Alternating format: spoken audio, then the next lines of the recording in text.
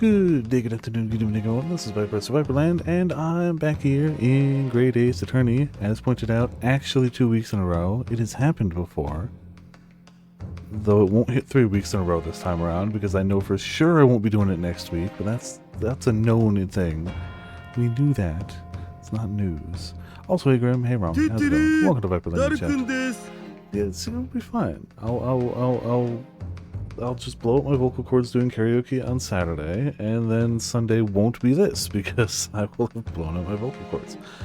So if I recall correctly, we had just finished another convince the witnesses were right. Then we left off there because I didn't want to leave off before that, because I would have forgotten where we were. So, witnesses. Governor. Wait, no. Yeah, close enough. Were you listening to proceedings while the defense carried out the summation examination? We was, Governor. We was. We're gonna go straight to Von Zeke's. Me remembering voices? Psh, it's only half remembering. The other half is like, how did I do that voice again? Not that I have a lot of options, flexibility, but you know. Perhaps we can dispense with the tedious preamble. Simply answer this one question. The third bullet has been identified at the scene of the crime. What do you make of that? But make of it, Gov? I don't make nothing of nothing. If I can... Is it one of yours? Go or blimey, Gov. Go or blimey. Not a chance. Clearly, yes. And instead of that, I will just not. In that case, did you have an accomplice? What? What? Never. The Skulkin brothers. Ooh, boy, man, accents. The Skulkin brothers work alone. It's just the two of us. That's our trademark. How soon we forget poor Sulky. Yeah, they'd absolutely forgot him. Only 2 of the bullets from the crime scene originated from the firearms we have in evidence.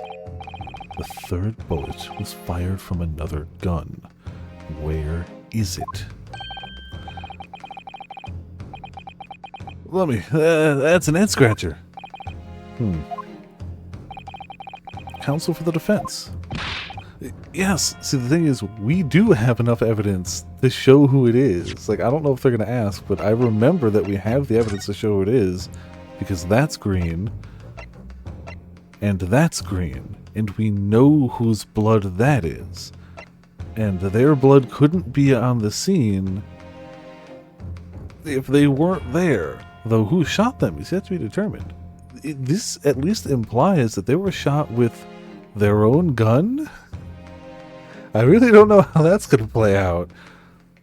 The fact that there is a missing gun and the blood of a person who's not supposed to be here on the scene, and that the 2 bullets that we know of are accounted for either inside Sholmes or, you know, the victim. Lucky Ricochet. Or he did it all just to fool everyone. He's like, oh man, they'll realize I was here unless I pulled some magic bullet bullcrap, and he just bounces it off of 3 copper pots and it hits him in the left arm. Just enough blood to splatter.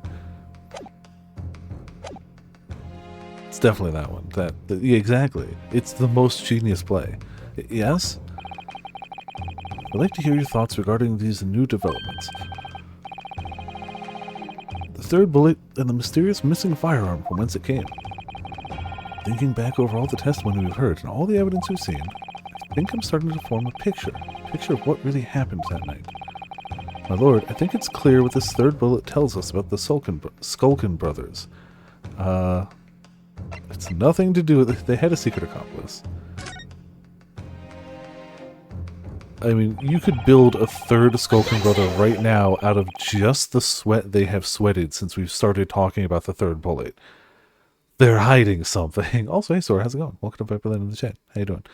On that night at Windy Bank's pawnbrokery, the brothers must have been working with a third man. The witnesses are clearly doing their best to cover up the existence of this accomplice. but the evidence all points to the fact that there was somebody else present, someone carrying a gun. Objection! I love... no. I sneezed really hard yesterday and all my facial hairs as well. I had to pluck each one of them out of the wall like a porcupine quills. It's a huge pain in the butt. But, you know, do what you gotta do.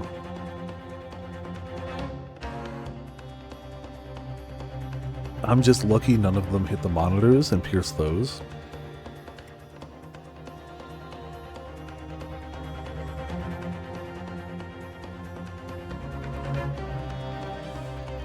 It's so annoying to have to pluck them all out of the walls once they're embedded in there like an inch or so.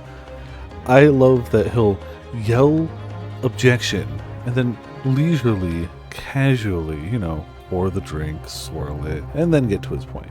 You know, gotta stop everything. But then hold on, I'm not done yet.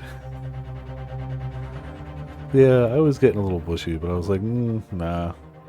I still am debating. So my problem is I want to get my hair cut, but I know if I get it like short like I used to, there's a con coming up in March that I'd like to go to with my friends, and I don't know if it'll grow long enough to do Alan Wake again, so I might just get it cut like roughly Alan Wake length, you know, like shoulder, neck, and then maybe go in before that again and get it trimmed back to that point.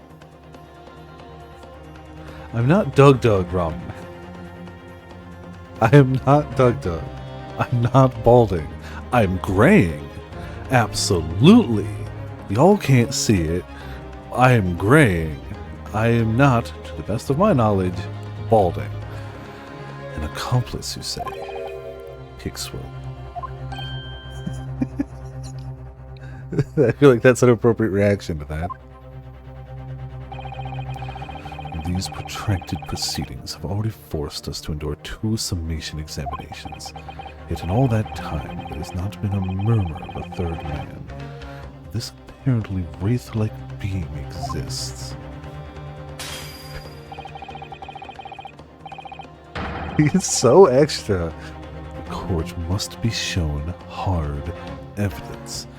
Without it, this fantasy will be crushed. The prosecution demands answers on 2 counts. Firstly, proof, evidence that this accomplice was ever at the scene of the crime. And secondly, the identity of this spurious character. Skulkins are lying, I know that. But how can I ascertain the identity of the person they're hiding? I mean, we have all the evidence we need. We're good. Well, counsel? We're supposed to prove the existence of this accomplice and reveal the person's identity, even.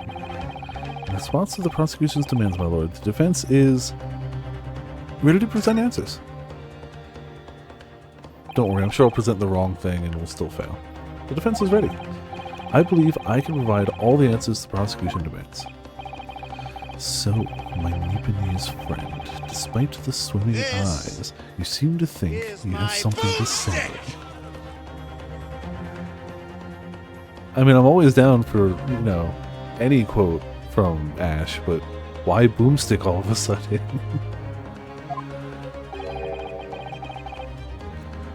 This promises to be interesting.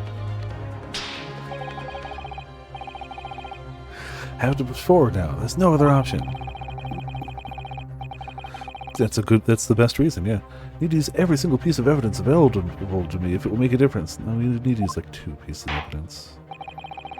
In that case, counsel, I would ask you to present the evidence without delay. Okay, see, I know the answer. I don't know if the answer I have is the answer the game wants to hear. So you know. Fishing! On the night in question, fishing happened.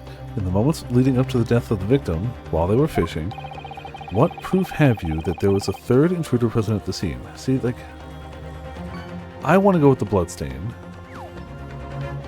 Ooh, branch. Very, very good, very good. Which is is all in there. I feel like the bullet inherently does show some of that.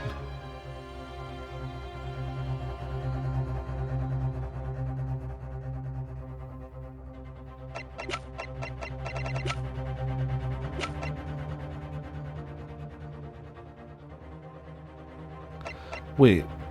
Oh, they haven't done like ballistic stuff. I was about to say, if that's the third bullet and that was the one that shot Sholmes, and the second bullet is the one in the wall, which would mean that it was actually fired from the Skulkin Brothers gun? Which still doesn't make any sense, but whatever. I'm still gonna go with this. It really does seem to have all the evidence, but I don't know if that's what they want to hear yet.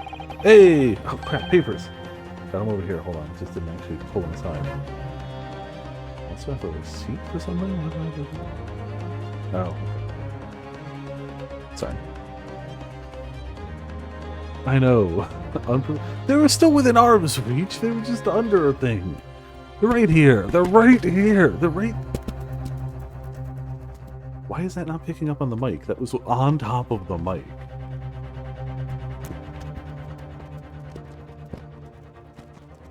I think I've set the noise reduction too powerfully. Whatever. Got papers. The evidence is right here in this portfolio. Joe, that portfolio again, is it? I mean, there's worse things than having good noise filtering. But do you expect the court to rifle through your papers itself? Be more specific. Well, I couldn't. I could only present the portfolio as a whole. This portfolio has like 4 papers in it. You can't expect us to look through all 4 photographs. You claim one of these blood samples proves the presence of this third intruder. Well, which one is it? See, I want to say that one, but without the context of that one means nothing. So do we do that one or do we do that one? I want to do that one, because my gut says that one, but it could be that one. Alright, good luck, Sor. Alright, let me just hack the fishing pot real quick to make sure you get nothing. Cool. Ah, damn it! The hack didn't pass through in time.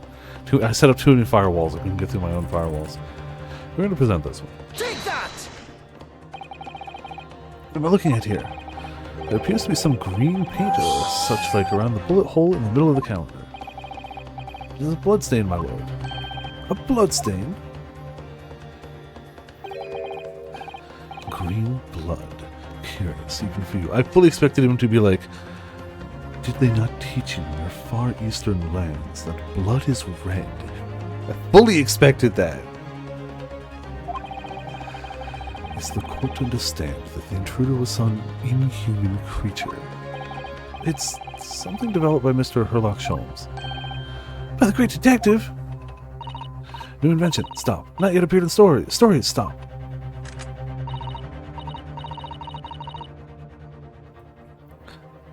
It's this, you see. It doesn't have a name yet, though.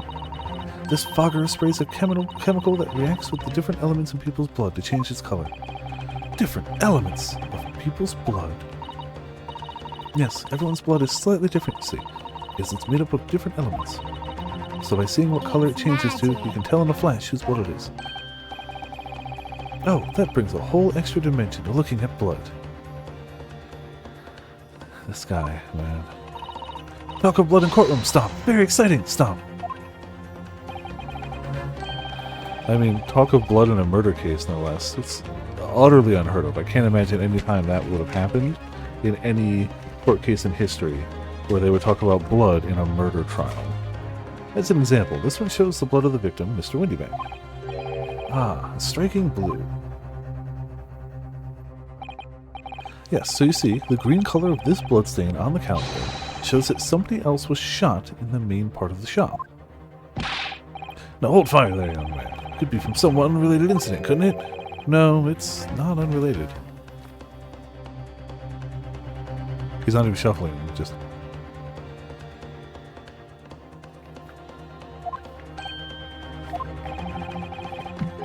The date showing on the calendar is the date of which Mr. Windybanks was killed. He's winding up. By golly! Therefore, we can assume that whoever was shot the same day. And whose blood is it? Well, the Skulkin brothers in the stand don't appear to be suffering from any gunshot injuries, which means it must be the blood of somebody else, the third intruder in fact. Objection! Whose identity the court is still waiting to hear. You can't delay this any longer, my learned friend.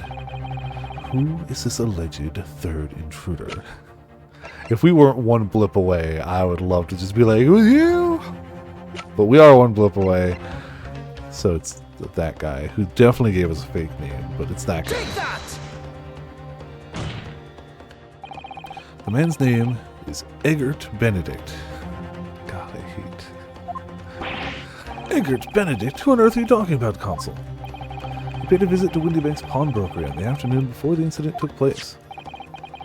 When the accused attempted to deceive the pawnbroker into releasing this article into her possession. That's right. The man identified by the defense, Mr. Eggert Benedict, then attempted to take the article from the defendant by force.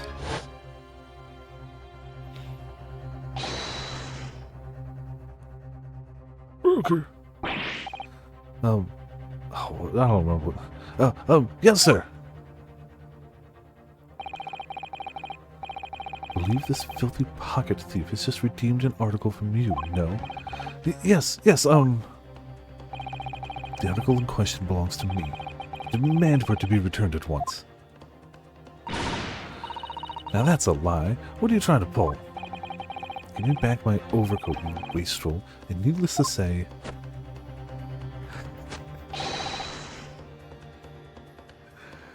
With his normal animations like this, I cannot wait to see his breakdown.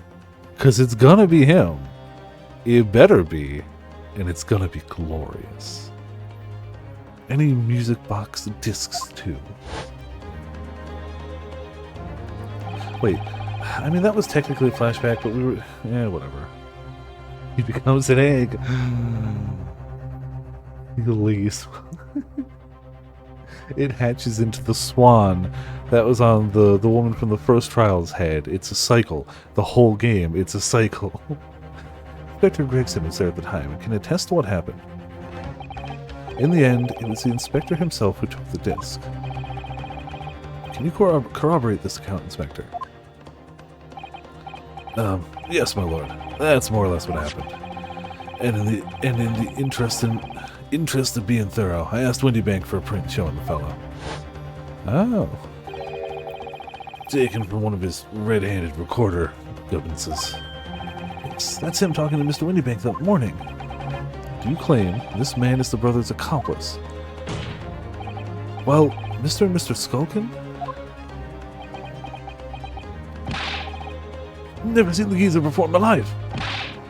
On my life, Gov, on my life. Never seen him. Well, somewhat unsurprisingly, it appears our witnesses disagree with the assertion. I'm sure your lordship recalls my learned Nipponese friend's actual assertion, which was that he could prove the identity of the alleged accomplice. Yes, and I can. Then, show us the evidence! I agree. We must see proof that this clean-cut gentleman in the photograph is the filthy criminal you say he is. Man, she couldn't possibly judge people by looks more if she tried.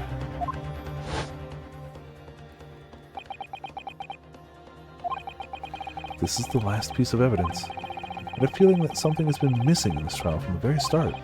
But now, I'm going to drag it kicking and screaming into the courtroom.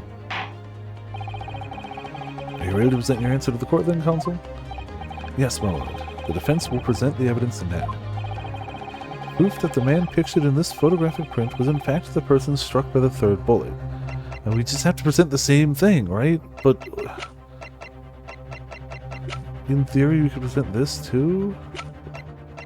It does say here that it turned green when analyzed. Okay. My gut says this. If it's not that, then we'll quick restart and it'll be that one. That one does say it turned green. but my gut says this one. Take that! So, cool. Okay, follow the gut. No, see? I beat the odds. That proof is right here, in this portfolio. This portfolio. Good gracious, Console, does that portfolio contain the answers to every question posed? I see you share my interest in claret-colored liquids, my neighbor's friend. But now, what remains to see further evidence? Which blood sample proves the man you identified was the one shot by the third bullet at the scene of the crime? That one? Take that! As I mentioned before, on the afternoon of the day in question, the defendant attempted, deceitfully admittedly, to reclaim this disc from Windybanks. Just when the aforementioned Egbert Benedict appeared on the scene, I believe. The man then attempted to purloin the article from the defendant's possession. No? That's correct, my lord. I myself was present at the time. It was following this that a minor incident occurred.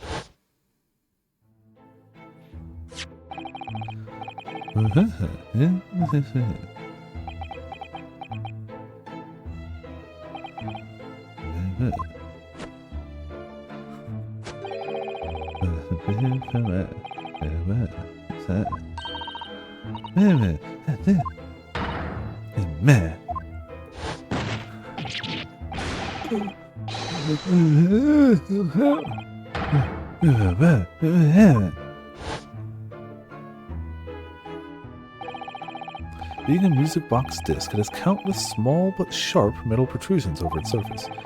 Those protrusions caused Mr. Benedict's finger to bleed, and the resulting smear of blood is still visible on the disc now. Goodness, a bloodstain is it? My assistant and I have just analyzed the bloodstain here in this very courtroom, using my trusty Fogger gun. Yes, and we added the results to this portfolio.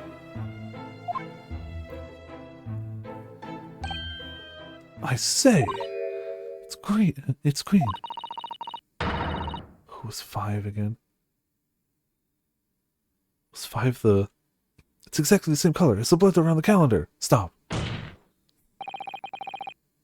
It was Moonman, Mead, Spectacles, Old Doctor,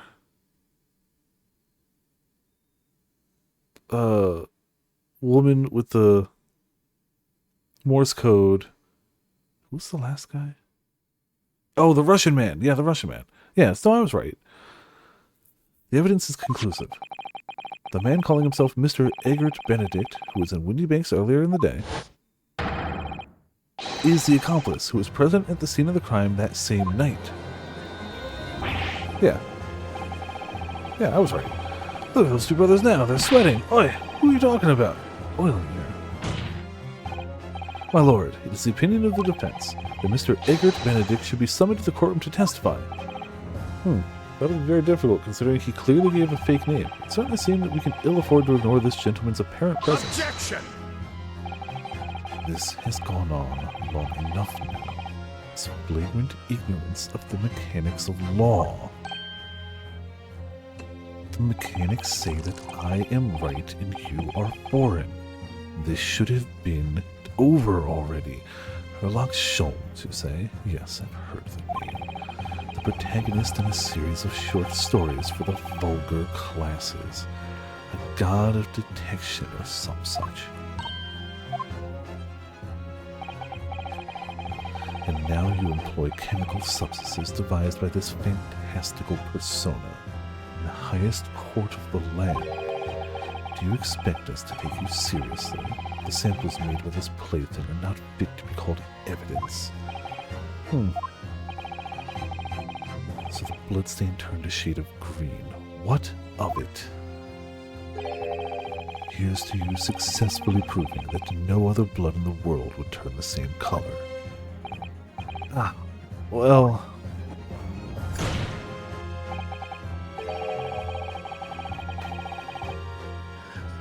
And pray, Do not even think of suggesting that my boot would not fit inside the crevasse of your rectum. It's so good. He uses it so infrequently, and the wind-up to it is just powerful.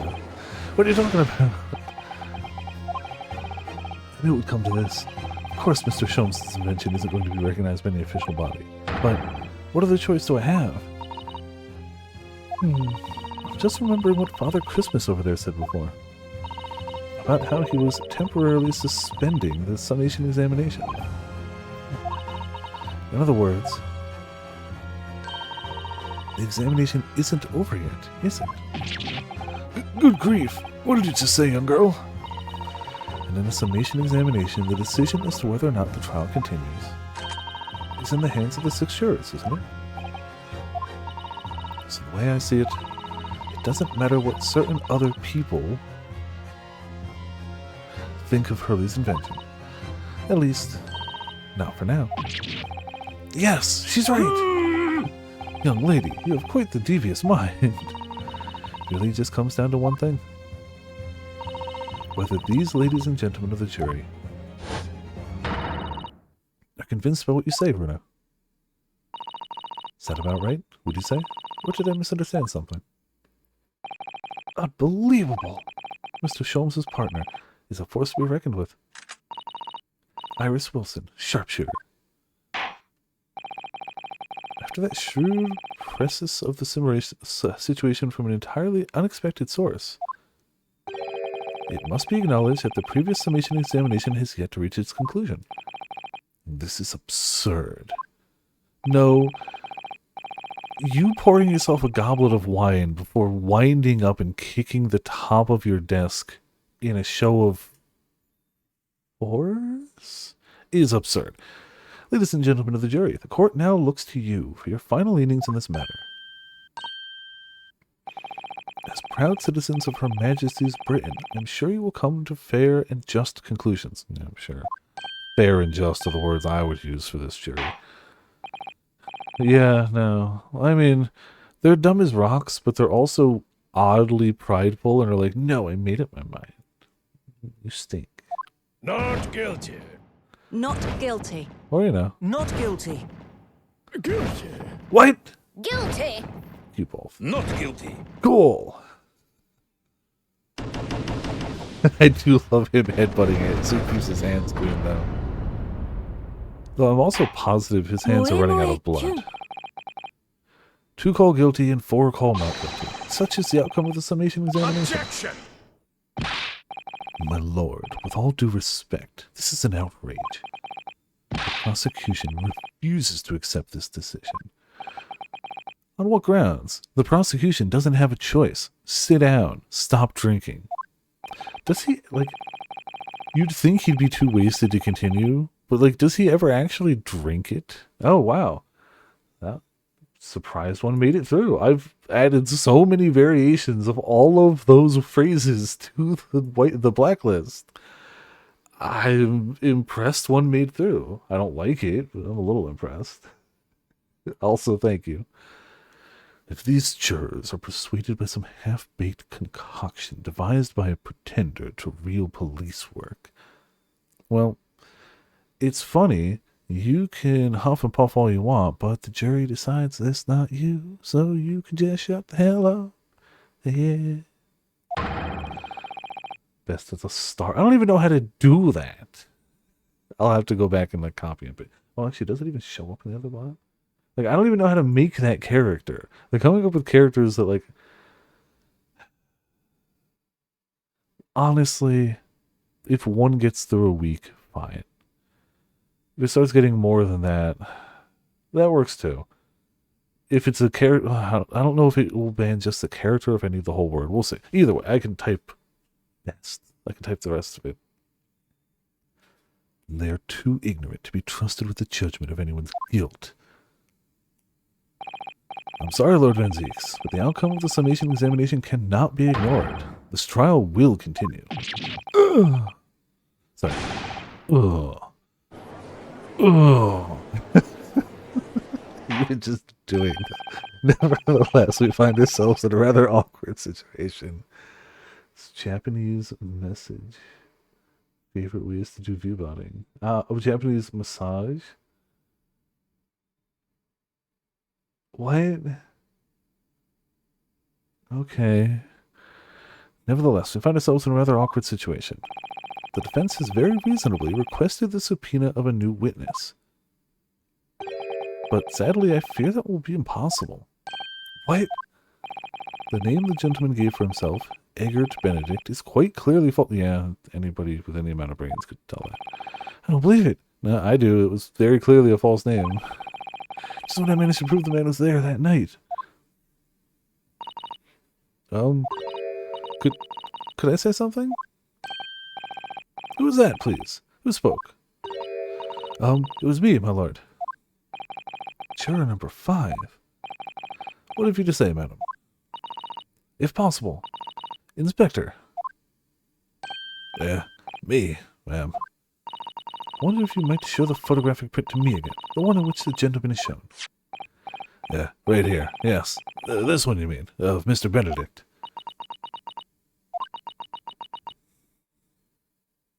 Hold on. So if he gave the name Egbert Benedict, what's his real name? His real name has got to be a different egg pun, right? It has to be. It has to be. This would be a great time for Shelley Dekilla if that wasn't already a thing. Would have been great here. They did that already.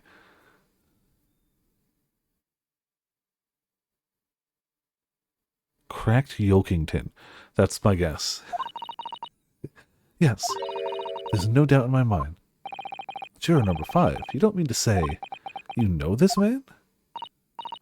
Yes, I know him. What? No. Good gracious!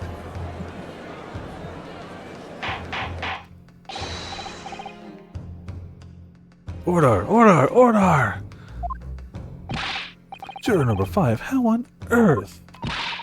I'm a communications officer. Stop.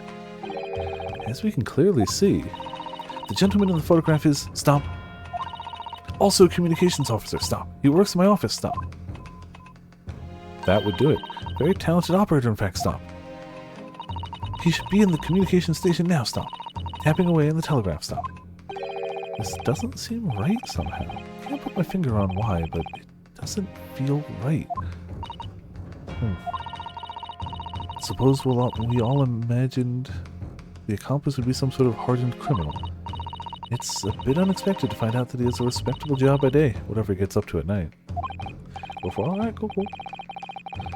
Yes, I suppose that's it. I suppose that's why I felt something is wrong. Shit. No, you feel something is wrong because this is like the 4th time you've pointed out that it is this jury is weird, and not in a Ace Attorney weirdness. Weird in the sense of like, I've seen all of these people before. They're supposed to be randomly pulled from the entire populace of London. Something's fishy. The gentleman is at London's communication station. We should be able to subpoena him within the hour. Lord Van Zeeks, if you please. Yes, my lord. Make the necessary arrangements. With all haste. As your lordship bids. The court will recess for 1 hour. When the new witness arrives, we shall reconvene to hear the gentleman's testimony. Inspector Gregson. Yes, my lord. I should like to hear from you specifically about events at the pawnbrokery on the day in question. Come to my chambers during the recess. Yes, sir, my lord. Very well. Court is adjourned until 1:40 p.m. Well. Excuse me. Yeah, we definitely wouldn't have made it there last time. We might have, but yeah. No regrets. Alright, save it.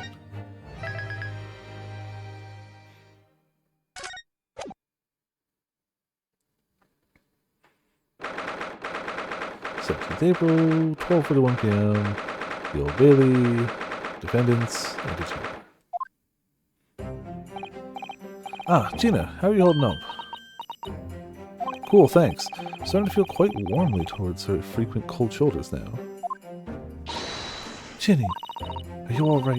Why aren't you saying anything?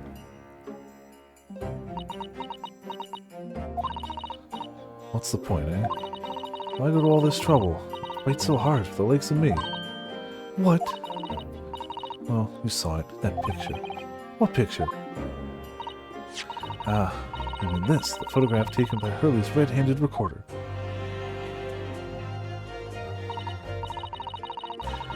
Well, I didn't think it would have captured a scene like this, that's for sure. It's hopeless. Anyone who sees that's gonna think I did it, ain't they? Well, I won't pretend it wasn't a bit of a shock when the prosecution first presented it to the court. Surely you gotta have your doubts about me now. You can't still think I'm innocent. Of course I can. Harumph. Ginny, why don't you talk to us? Tell us what really happened that night.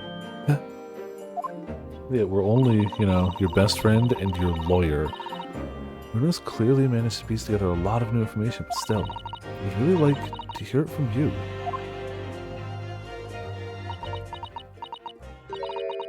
Alright then. It was after we had that dinner together at your place, right, Iris? Then we had a chat up in your office, didn't we? Yes, I remember.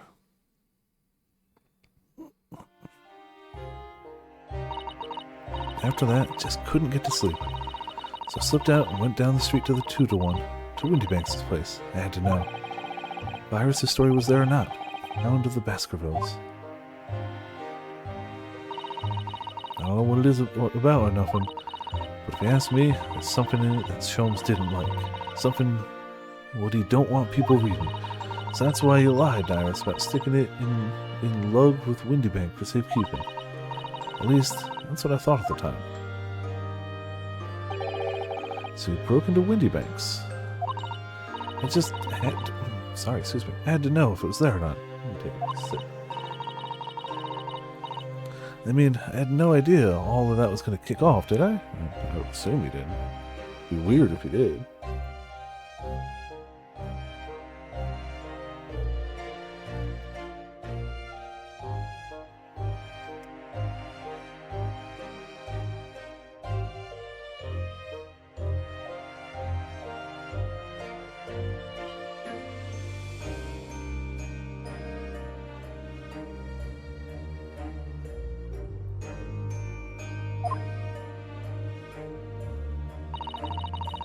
Struck the lock and snuck inside. It was dark as you like in there.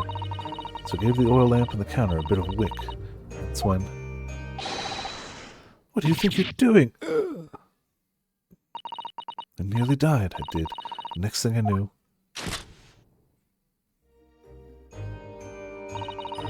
Grabbed the gun off the counter and was waving it in the air like... I don't know what.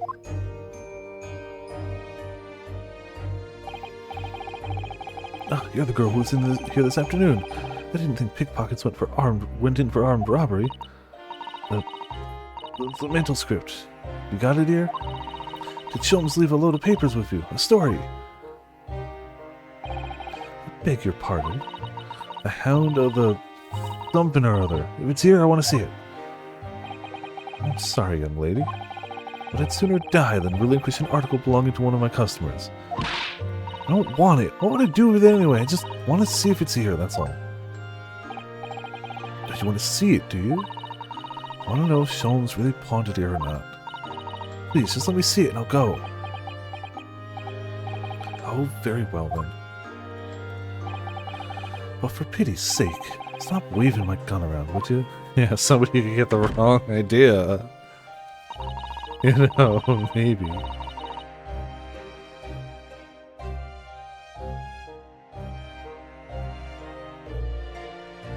So then the old coot...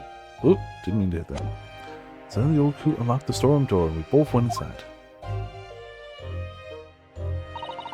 It was there alright. The mantle script.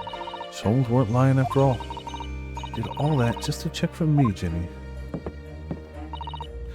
Anyway, then there was a bit of a kick up out in the main bit of the shop. The Skulkin brothers arriving on the scene, yes? What's that noise? Somebody's breaking in. Dear me, is there some burglars convention here tonight that I don't know about? I think I forgot to shut the door behind me. Sorry. Better go and take care of it. Can I possibly have my gun back? Oh, well, I'll come with you. Now, don't be foolish, young girl. You must stay right here. Don't leave this room under any circumstances. And with that, I took the gun out of my hands and walked back out into the shop. I'm back in the storeroom, like you said, straining my ears in the dark to hear what was going on. Sounded like they got a bit of a scrap. Started to think I should help, see? So I was just about to go out in the storeroom myself, when...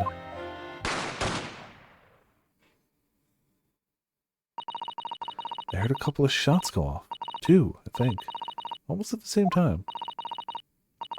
And there it was, right at my feet, lying face down on the floor. It was right next to the storeroom door, so I slammed it shut and locked it quick as you like. Guess you thought whoever shot Mr. Windybank might come for you. Yeah, so I went to grab the old cove's gun. Figured I'd put up a fight at least.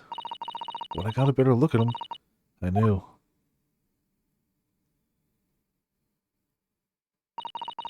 Windybank was a goner.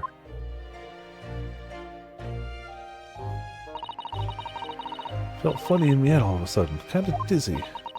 After that, I don't remember nothing. That must be when we passed out, you know. If I hadn't done what I'd done, the old cove might still be alive. Did you tell the police everything you just told us? Of course I did. They didn't believe a word of it. I mean, yeah, they probably didn't. Did they? All they said was, if I kept telling lies, it'd make things even worse for me. Be alright, Jenny. Don't worry. Just stay strong a little longer. Bruno's about to put the real culprit through the mill. I mean, try. The cove what was there in the afternoon. That Eggert Benedict. I still remember how he looked at me like I was nothing. He was there that night. We don't know his real name yet, but I'm convinced that his real name is Cracked Yokington. But I'm convinced that he's involved somehow. Anyway, thank you for telling us what happened, Sheila. I appreciate your honesty. You what? You leave it all in Runo's capable hands now, Jenny.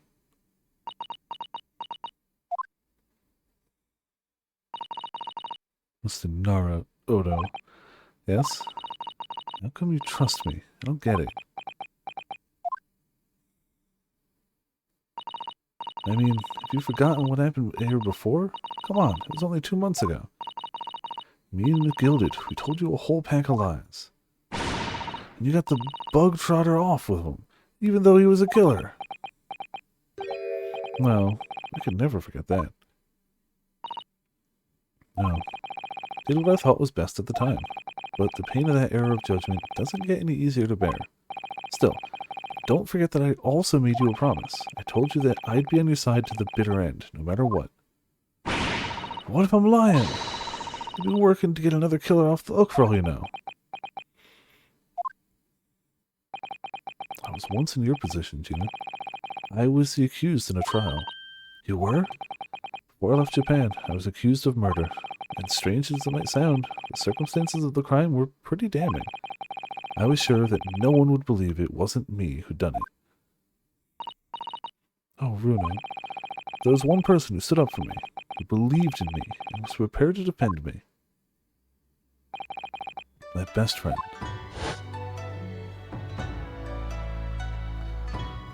Ryunosuke, no one believes in me more than I do. Leave this to me. All you need to do is put your faith in me, and I'll do the rest. I was so happy, I cried. But even then, somewhere inside me, I couldn't help thinking, surely he doesn't really believe in me, not completely. But I was wrong.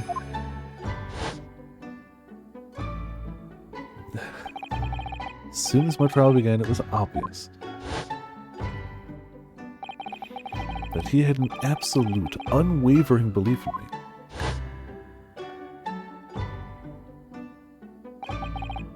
And in turn, I developed an absolute, unwavering belief in him.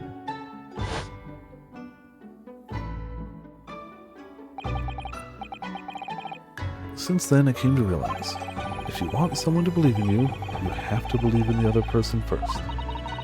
What are you saying? I promise you, Tina, that no matter what happens, I'll keep believing in you. So you don't need to worry. I won't let you down.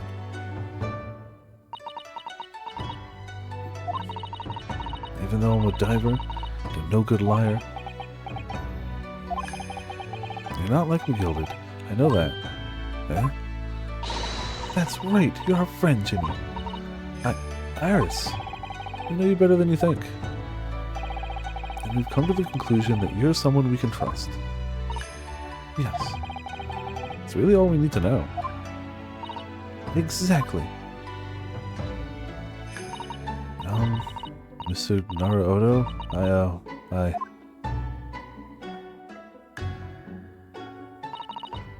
Sniffle, sniffle. Defendant Gina Lestrade and her legal representatives. Court proceedings are about to resume. Please head into the courtroom immediately. Yes, of course. Thank you. Man, that took an hour? Alright. When in doubt, video game time.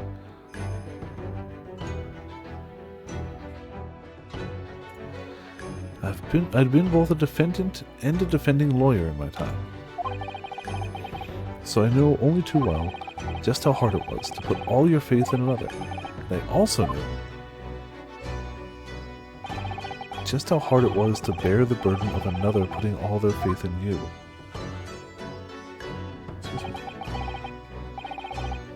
This is it at last, the final chapter, the final battle.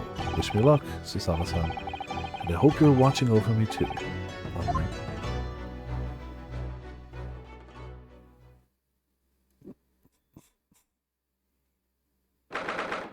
th April, 1:41 p.m. We're a minute late. The Old Bailey courtroom. I hereby call this court to order as we resume the trial of Miss Gina Lestrade. Lord Van Zeeks, have you successfully subpoenaed the witness? The subpoena was delivered to the communication station where the man works immediately, my lord. However, the heavy rain has delayed the arrival of his carriage, it would seem. I see. Now let's turn our attention to Inspector Gregson's precis of the case heard by the court this morning. The glaring omission of the third bullet in your report is a serious blunder, Inspector.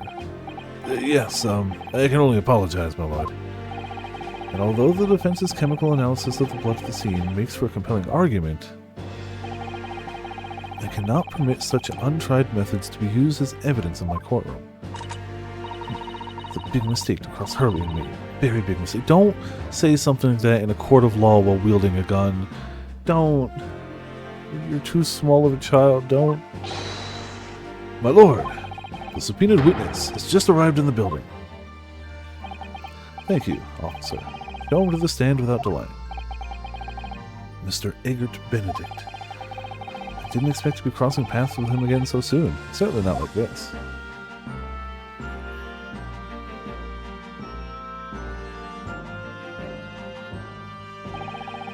Thank you for complying with the court's subpoena at such short notice, sir. But of course, my lord, as an upstanding member of London society, it is my pleasure to oblige. Now, kindly state your name and occupation for the record. Ashley Graydon, Communications Officer. Ash Gray? Is it because he's morally gray? I don't know. Mr. Graydon and I both work at London's Central Communications Station. Now, perhaps somebody would kindly explain what all this is about. You were appraised of the situation by the court officer on your way here, I presume. Yes, I was. Something to do with a murder that took place at a pawnbroker's on Baker Street. And some nonsense about me having been there on the night in question. That is the accusation indeed. This really is beyond a joke, you know. Very well. Without further delay, the court will hear your testimony now, Mr. Graydon. You will respond to the accusation made against you under oath. Which is... Yeah, being under oath has stopped so many people from lying. Gladly, my lord. Gladly. So many people. The accusation. Naturally, I have occasion to make use of pawnbroking services from time to time.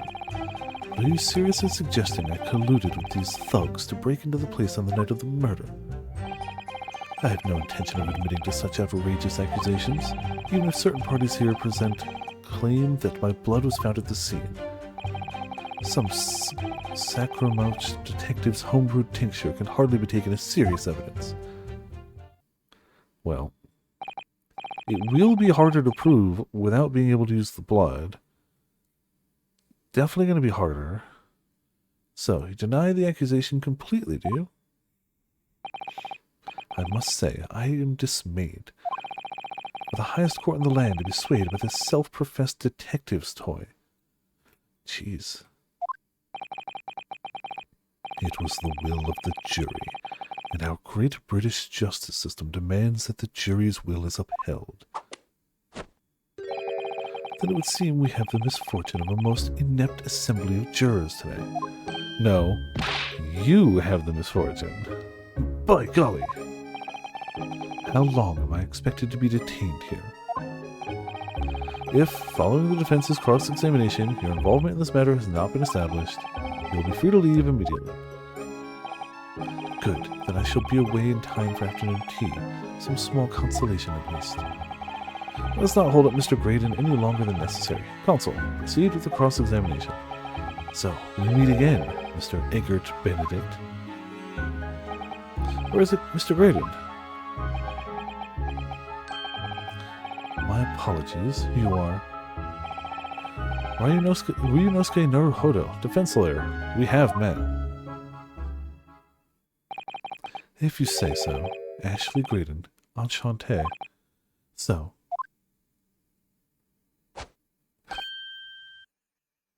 I trust we can conclude this quickly. But I'm not holding your flashy hat while we do.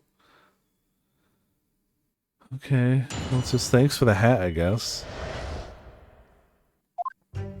Oh, we got those filled up. Oh, sweet. Thank you.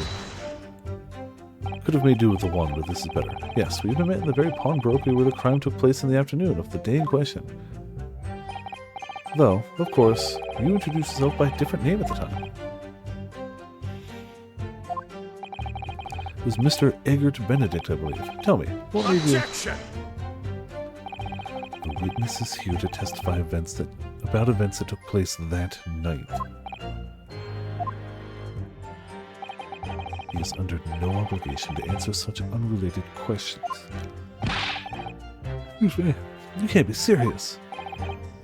Thank you, because I certainly do not feel inclined to answer such an inappropriate question. So he's going to be evasive, is he? In an effort to not give anything away. This could be tricky.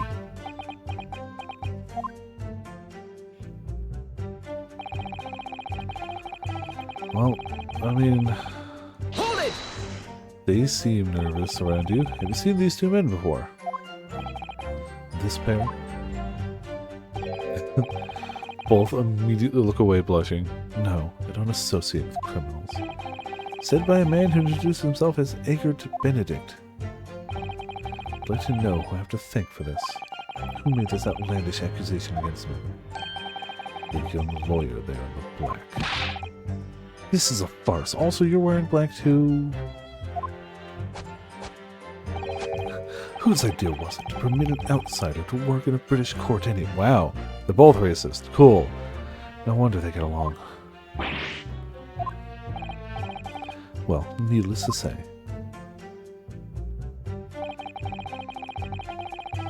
Hold it! Where were you at around 1 in the morning on the night in question, sir? That is past the hour at which I would normally retire. Certainly. I was not in the company of these rapscallions. Great word. Still don't like this guy, but great word. You're able to prove that. Objection! don't you object to that? We're seeing if he can prove an alibi. Can't object to being like, hey, can you prove that your alibi is factual and upheld? Listen carefully, my learned Nipponese friend. Do the Japanese people not sleep? Do the Japanese people not dream? Do you record your sleep in a journal? I think not. You appear to be under a gross misapprehension on this point. What do you mean? The witness maintains he was not at the scene of the crime. He has no obligation to prove his absence. We maintain that he was at the scene of the crime. In a court of law, he has to prove his absence. What are you talking about? Your accusation is that the witness was present at the scene. The obligation lies with you to prove your assertion. You will fulfill that obligation before putting any more unreasonable questions to the witness. Hate the man, love the posing. Silent victory wiggle. Thanks.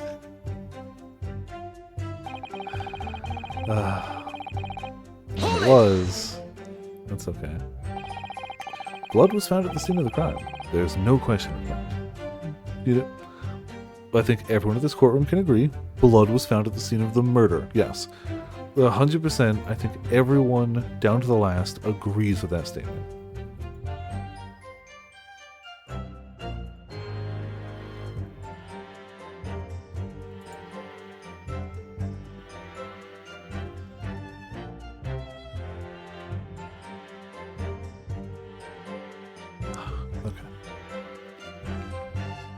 Tried to do my best to stay hydrated today, but I still just feel like not. More papers. Mr. Sholmes' chemical analysis has positively identified the substance as such. But I'm not the only human to have blood running through my veins, am I?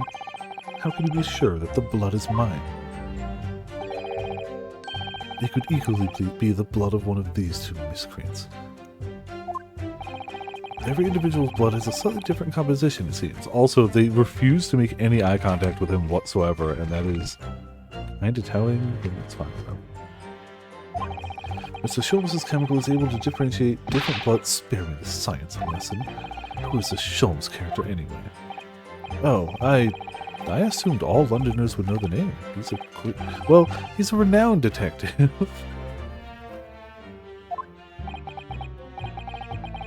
So, even you are unable to bring yourself to say great detective. Great detective, you say? Now, where in the realm of fairy tales are we? Excuse me! Excuse me, sir? Waluigi? Do you have something to say about the Mr. Skulkin? What? Me? No, the Mr. Skulkin next to you. Alright, I've had it up to here with this. How many times am I going to tell you? Oh my god, I know. You're not Big Bro Skulky. But there is one who hasn't responded. Mr. Nash Skulkin. Blimey, Governor. You what? Is it not the case that when Mr. Graydon just spoke, a thought went through your mind? Would you care to share that thought with the court? Any thoughts? I don't have no wrong. It must have been him. You what? Mr. Nash Skulkin, answer the question, please. What went through your mind when Mr. Graydon just spoke? Nothing, honest God, nothing. I was just thinking. If he waves his arms around like that much more, it'll open up the wound again, that's all. The wound? The bullet wound? What wound? We took the bullet, of course. It was only 2 days ago. It ain't gonna be healed up yet. So I was, well, you know, I was worrying for him, and... Oh, hell's bells. Mr. Graydon, did you hear that? What? Your comrade is worried about you, it seems. On account of your injured arm. My lord. Yes, Mr. Graydon? I have no idea what these two wretches are talking about. Certainly, I shouldn't be expected to answer anything in relation to their mindless insinuations, words even. We know that someone other than the victim was hit by a bullet at the scene of the crime 2 nights ago. And from the height of the bullet hole in the wall, that person was likely hit in the upper arm or thereabouts.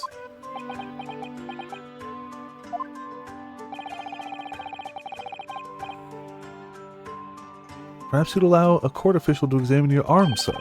The left arm that you're currently clasping with your right hand, as if in pain.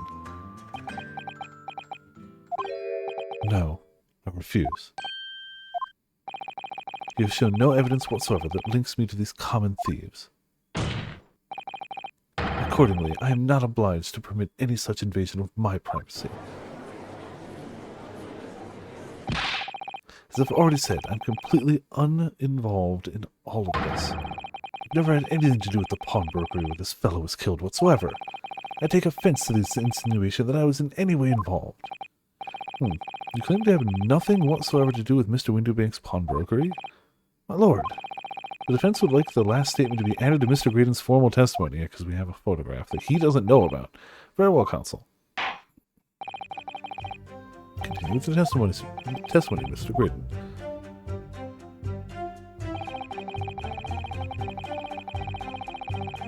Hold it! Yeah, definitely not. Never had anything to do with it. You forget that I was there, Mr. Graydon, on the very afternoon of the incident. Obviously, I'm not a complete stranger to the pawnbrokers.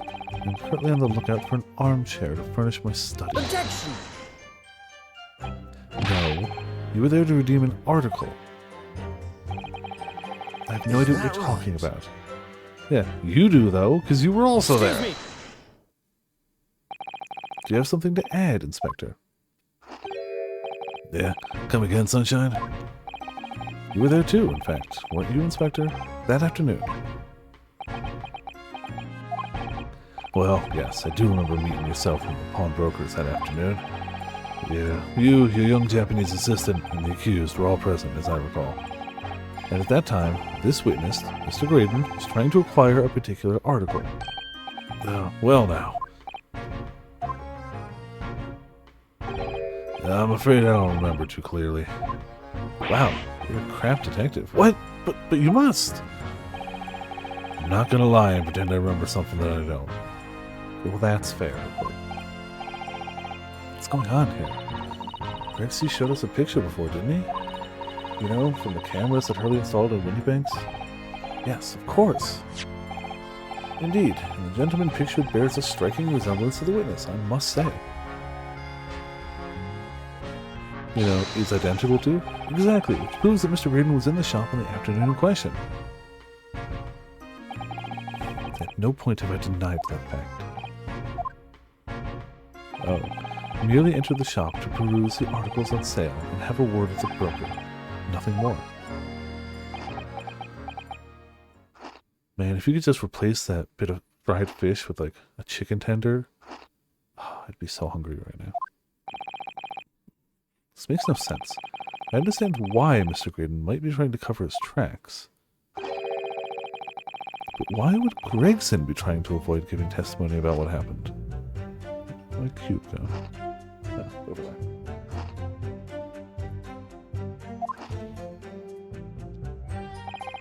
That's all he's going to say on the matter, is it? What do you think, Bruno? I think he has no intention of telling us anything. He's well aware that the less he says, the less chance he has of giving himself away. The opposite of Hurley, then. He seems to think that the more he says, the better. Well, at least I managed to prize a little more information from these witnesses' lips. All thanks to the Skulkin brothers. Yes, they were the key to it after all. So he says he had nothing to do with Windybanks. Well, we know that's not true. Perhaps now would be a good time. I have a proper look through the court record here, probably. Good idea. You never know what tiny scrap of information could become a valuable weapon. Oh, that's true. We do know his actual name now, and we didn't before.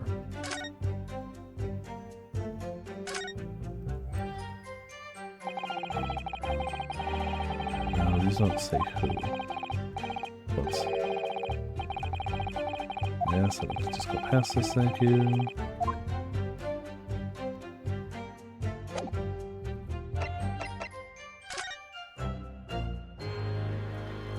Nothing useful there.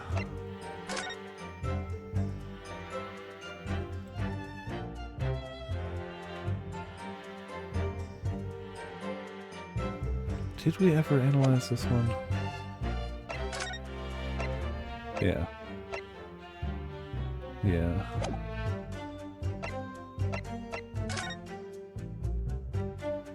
Don't think this has anything to do with the current state of affairs.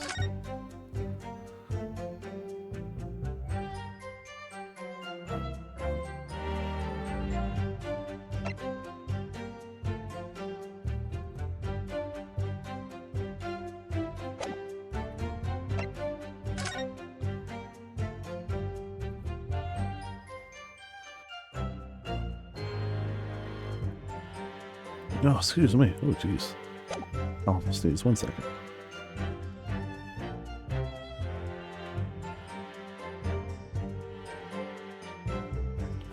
As always, my nose loves the changing of the weather. I'm looking forward to fall. My nose was like, psh, hot to cold, cold to hot. I think not. Pop Windy Bank. Long round, time of death.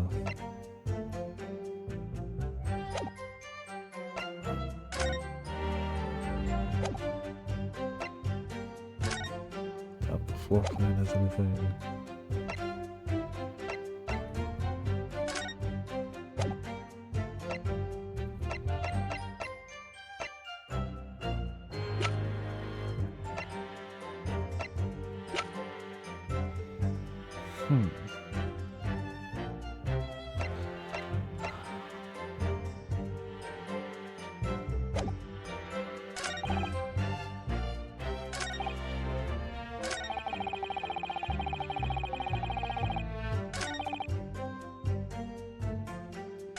Oh, did we actually go through that one? Hold No, it! we didn't. I don't think we did. I don't know if it's going to matter, but it's almost always the one they add to the testimony. But don't forget, sir, that Mr. Herlock Sholmes is the most famous detective in the world. Yeah, the most famous detective in the world tells the truth, the whole truth, and nothing but the truth, huh? I don't know. I can't think how to answer that. Once saw the world's most famous swindler thrown into jail. He allegedly told the truth, the whole truth, and nothing but what turned out to be a pack of lies. Wait, now, as you are no doubt aware, the Central Communication Station is the heart of this country's information network.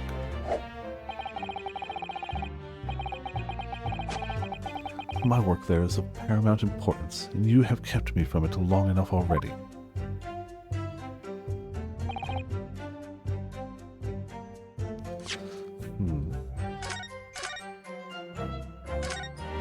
We don't actually have...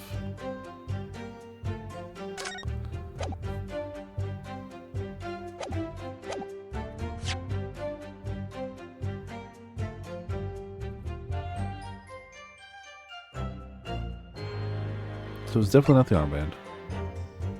It's the ticket for the box.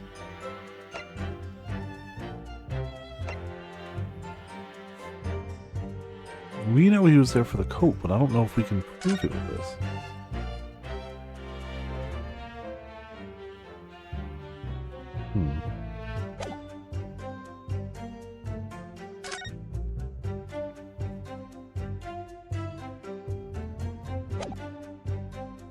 I think that's our best bet.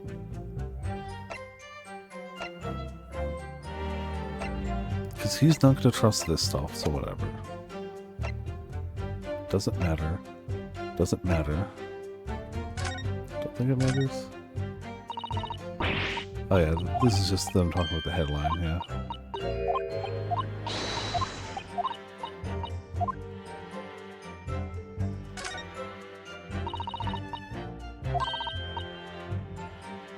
Oh, well that's gonna be relevant. Clearly. But it's not helpful now.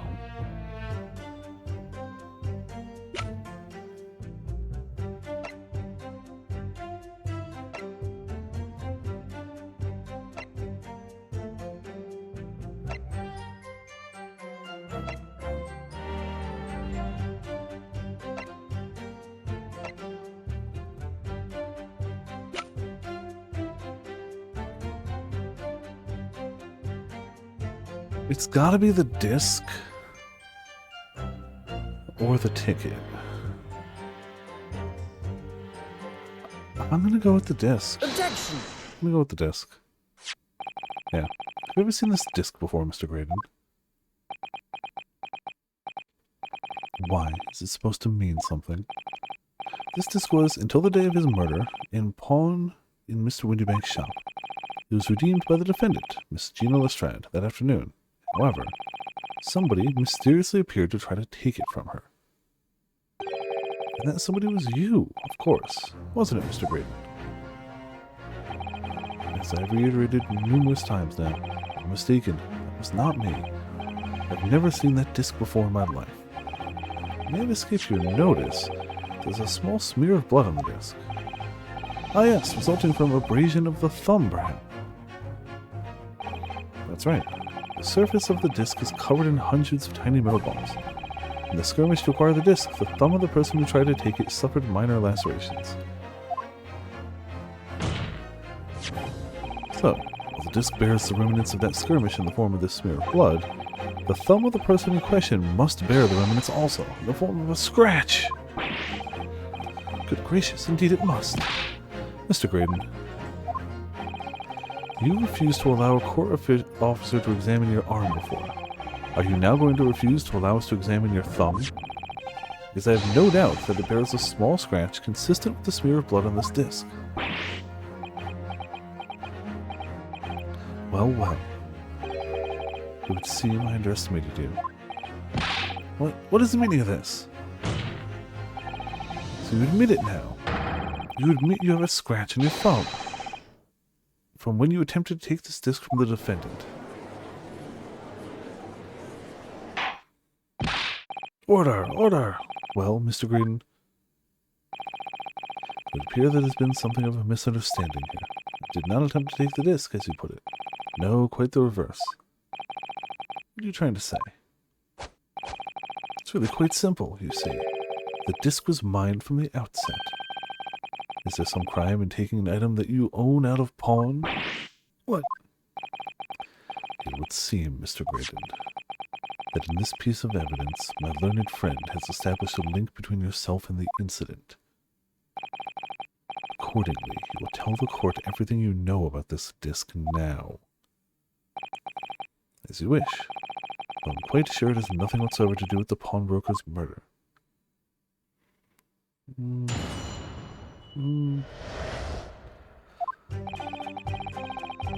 There's a note on the disc saying, "For McGilded, the item belonged to me. The redemption ticket was stolen from me by the accused, that filthy gutterling, the day in question. I proceeded at once to the shop in order to explain my situation and redeem my article. In the end, of course, the disc was taken by the police. In other words, I had absolutely no reason to break into the shop later that same night. I mean, if all you cared about was the disc, yeah, great, but you clearly care about something else out there. Just saying, clearly.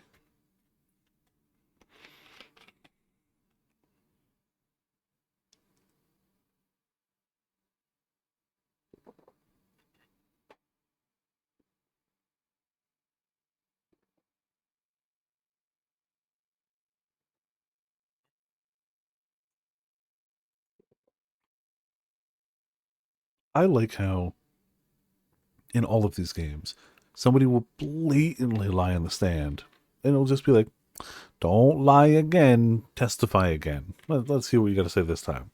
They got caught lying once. They wouldn't possibly lie a second time. How could they? Why would they? It's unthinkable. McGilded, you say? The famous London philanthropist who perished in this very courtroom 2 months ago after being acquitted of a distinctly messy murder.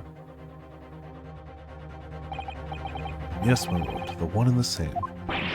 Good lord, Mr. Graydon! Are you saying that Mr. McGilded and yourself were acquainted? Yes, that's correct.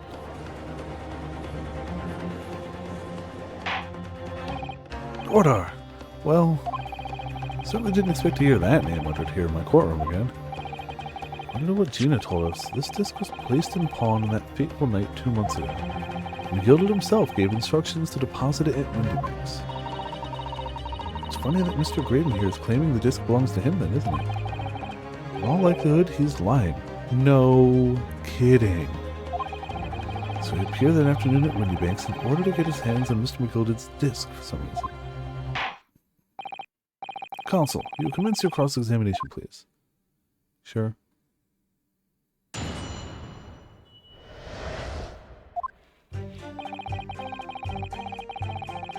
Hold it! Would you care to explain how this belongs to you?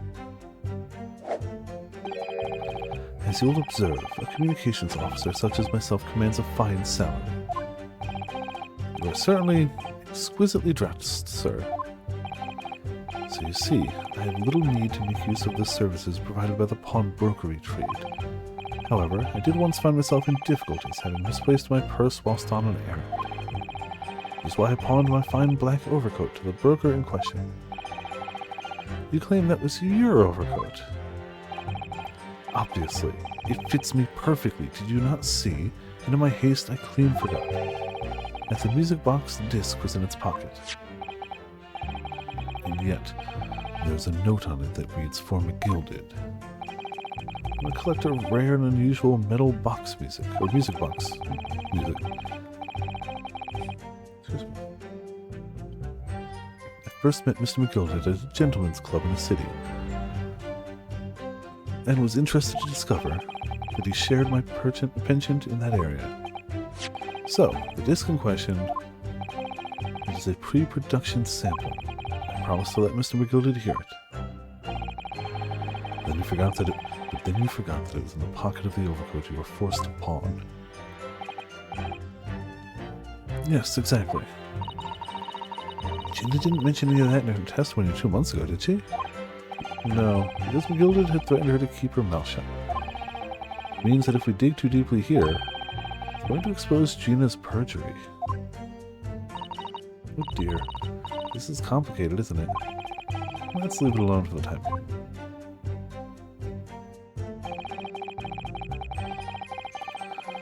Yeah, Hold it! I don't like people who aren't, upper society. So you're saying that Miss Lestrade lifted the ticket from your pocket or bag? That's right. Despite being mindful of danger when walking in the insalubrious areas her kind frequent. Objection! Miss Lestrade did no such thing. Of course you would take that stance, but the girl is a regular offender. You came to the pawnbrokery that day prepared with all the information you needed to identify the defendant. You were looking for her. That's what brought you to Windybanks.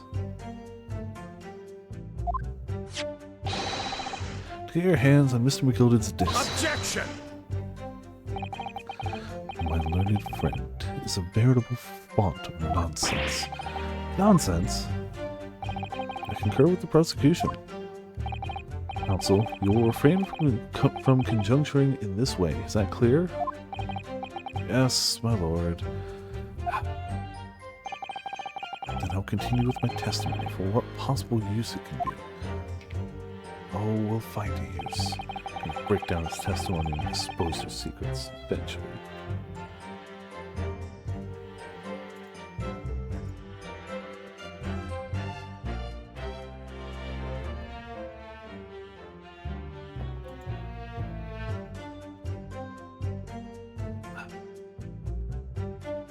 Hold it! Yeah, hold it. Had you ever been to Windybanks before? Only once. For the purpose of pawning something. But like many, I enjoyed browsing in such establishments. So when you noticed that the pickpocket had taken your ticket, you chased after her. Is that correct?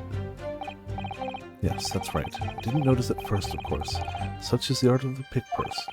But when I did, I headed to the pawnbrokery at once, in order to reclaim my coat before the thief could. I was merely trying to recover what was rightfully mine in the first place. He can say what he likes because he knows we have no evidence to contradict him on this. Hold it! I mean, it was. Yes, it was taken by Inspector Gregson here, wasn't it? That's right. This was the very man. Apparently the police are collecting anything that has a connection to Is Mr. that McGilded right? as evidence. Excuse me. How? We haven't heard that before. Something wrong, Inspector? What do you mean? The last remark Mr. Graydon made in his testimony seemed to trouble you in some way. As you can see here on this paper. Making a break after 2 Great Ace games they didn't win, probably. Especially because I haven't even nabbed the new... I mean, the new Ace... The Edgeworth one is out. Did the other one come out? The other one did come out, didn't it? The Apollo Justice one? Either way, yes. We are taking a break between them. We'll do the Apollo Justice one. I don't know if I'm going to do the Edgeworth games. I could probably be persuaded, but right now it's not super on the radar.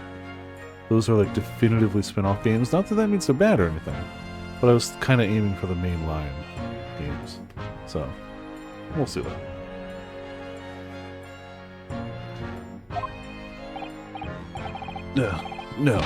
No, it didn't. It's nothing. Leave it alone.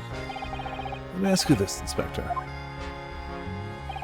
Why is Scotland Yard gathering Mr. McGilded's possessions? I can't tell you something like that, Sunshine. What is it, Inspector? Investigative secrets. Yes, exactly. You should know all about that.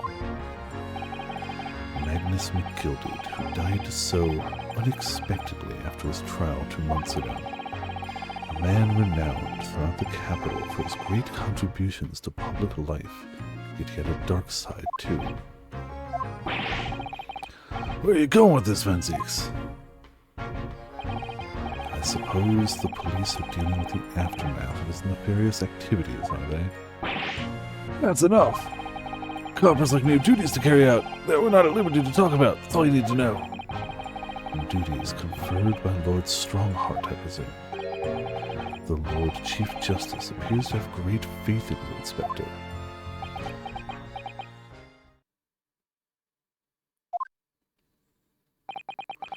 The bottom line is, if you want to get more out of me, you're gonna need Lord Strongheart's paw print first. Do the games have a PC port? No. I don't know. I mean, if they're only on Switch, I'll get them on Switch, but they could be here too. I forget what the Apollo collection was called. It's here. I'll probably wait for it to go out on sale a little bit, but it's here. It's wishlisted, so I keep an eye on it. So even if it's not on PC, whatever. I'll play it here. And while I don't know if I'm going to play this one, I'm going to wishlist this too. If I see it go on a good sale, who knows? We'll see. Yeah. Cool.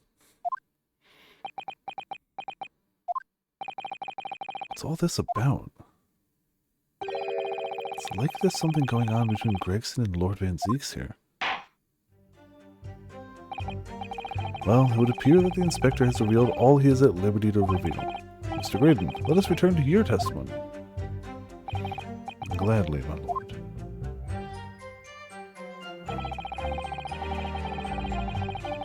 Hold it! But perhaps he had seen something of value among the forfeited items.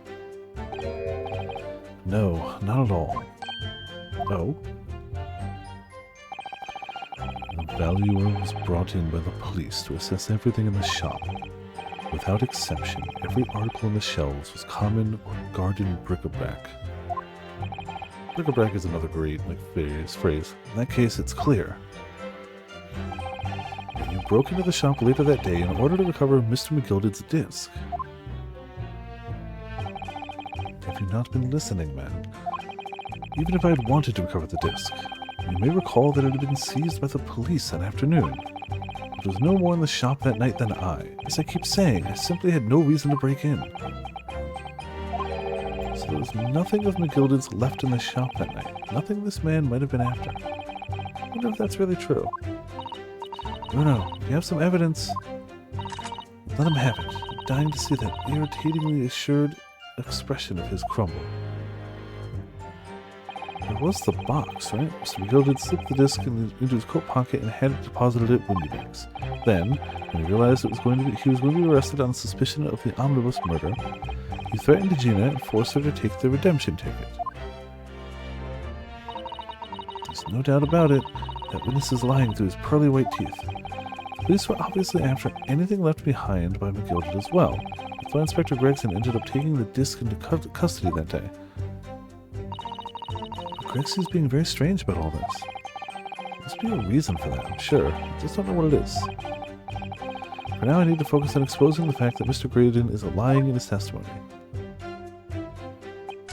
Nope. Next to me.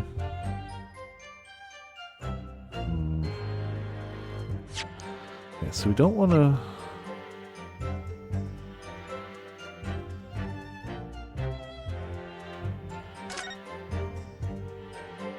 One small box.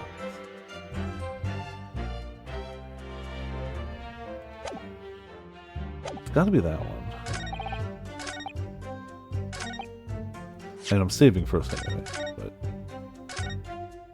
We're talking about a motive, something else at the store he could want. That fits the bill. We don't want to do anything with... Oh, not those, the other one. Those. I don't think that helps, because... whatever. That doesn't help, he won't believe it. That's definitely going to be related, but not yet. I don't think that matters. It's got to be about the box. Objection! This disc was deposited at Windybanks on Magnus McGilded's instructions. You knew that, and you went there with the intention of obtaining it for yourself. Objection! Conjuncture again, and in any case, the disc was taken into custody by the police that afternoon. The witness had no reason to visit the pawnbrokery again that night. Objection! Sorry, my learned friend. That's not true. What? Mr. McGilded had another article in pawn at Windybanks. As this, the second pawnbroker's ticket proves. Ugh. There were two articles belonging to Mr. McGilded in Windybanks Pawnbrokery, and the reason you broke into the shop that night was to recover the second one. Together with your two accomplices, the Skulkin brothers. This is the second ticket, is it? What had the man deposited? The article description reads, one small box. Funniest prosecutor. I do really like him. He is so amazingly over the top. Rather vague description, it seems to me. Are you suggesting that I broke into the pawnbrokery with these clowns in order to steal some trinket box? I believe there are adequate grounds to suspect that you did. This is absurd. Why on earth would I do such a thing? Excuse me. Once the article had been forfeited, I could simply walk into the shop and purchase it. There would be absolutely no need for me to resort to theft. That's a good point. Indeed. The witness makes a solid argument. So that means that for some reason, this Graydon fellow needed the small box that very night, does it? Objection! It's time to put an end to this nonsense, my lord. Could you be a little less cryptic, Lord Van Zeeks? I do hate to ruin my learned friend's argument, but the truth is quite incontrovertible. On the night in question, no small box was taken from Windybanks Pawnbrokery, which just means he failed. And rest assured, the prosecution can prove it. What? Good gracious! Inspector, show the photographic prints to the court, if you please. Yes, sir. What prints? These prints were taken from one of the detective security cameras. Ah, are these red-handed recorders again? As previously explained, using this plan of the shop layout, the victim's establishment was furnished with automatic cameras in two locations. One was set to capture the counter where Mr. Windybank received his customers. and the other was set to capture the shelves on which articles were placed for sale once force-fitted.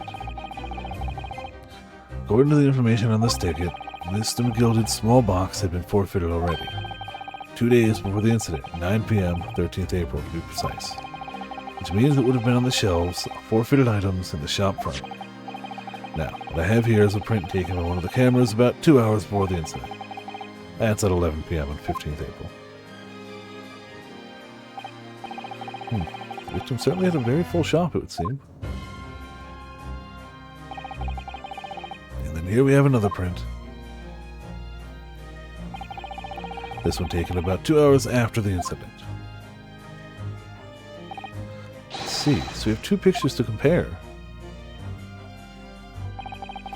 But I must say that placing them side by side leaves me cold. Let's see if I can...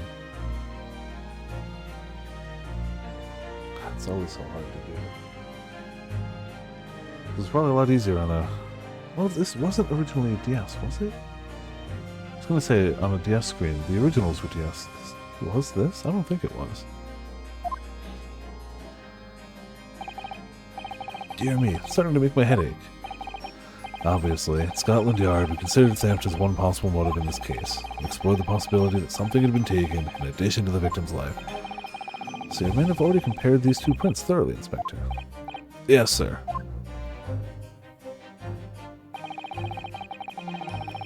We counted every single item in each of these 2 photographic prints. And the Yard's conclusion is that exactly the same number are present in both. In other words, nothing was taken from the pawnbrokery on the night in question. Unless you happen to look at them the right way, and it turns out that maybe a small box was moved, and what was inside the box could have been taken from the pawnbrokery, while still leaving behind the exact same number of photographed items. But that would be absurd. My learned friend's assertion is nothing more than a hopeful fantasy. I don't believe it. I could have just shown that he'd stolen Mr. McGilden's pawn box. Might have been able to break him down at last. You know what, Runa? I've been thinking. I wonder if these 2 photographs really are exactly the same. Let's see. Hold on. Let's make this larger over here so that...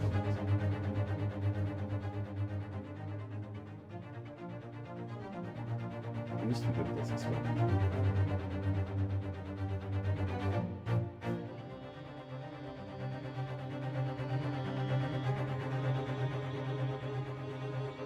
Yeah, there's a...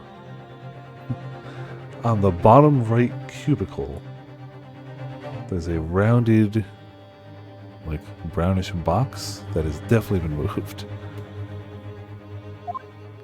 Yeah, I wonder if they're exactly... What?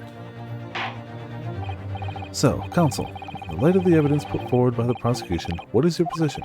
Seems that, in fact, on the night in question, nothing was stolen from the victim's establishment. Do you accept the prosecution's assertion? No. I don't know. Could there be some hidden discrepancy in these 2 photographic prints somewhere? Point out a discrepancy. I wasn't sure at first, but there's a clear discrepancy between these 2 prints. What? You must identify the location in question for the court, counsel. I don't imagine it matters which of them we pointed out on, but I'm going to do it over here. It's that little thing. It's on like the left-hand side of the frame over here, it's on the right-hand side of the frame over here. Take that! Granted, these 2 prints are almost identical. However, there's one minor discrepancy between them. What? When you view the 2 pictures stereoscopically,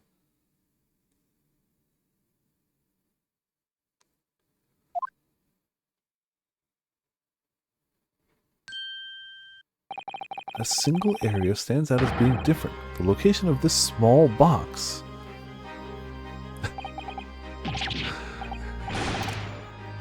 I don't know why, but this is great seeing him. Let me wait. Unbelievable.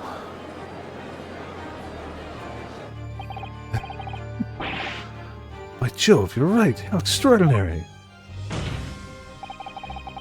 What this tells us is very simple. Mr. McGilded's small box was indeed not stolen from Windybanks on the night in question. However, there can be no doubt that somebody picked up this particular box and then returned it to its place on its shelves. Are you suggesting that the small box originally deposited by Mr. McGilded is in fact... Yes, the very same small box I just identified in those photographic prints. Mindless guesswork. What if it was? So a box was moved on the shelf. Nothing was stolen, which means quite simply that nothing has changed.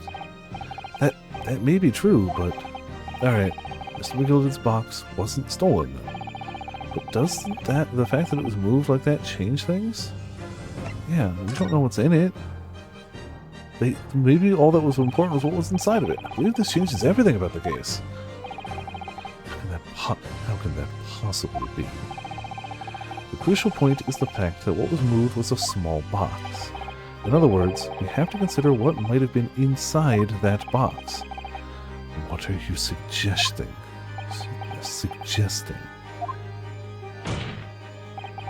I am suggesting that we need to examine that box as soon as possible.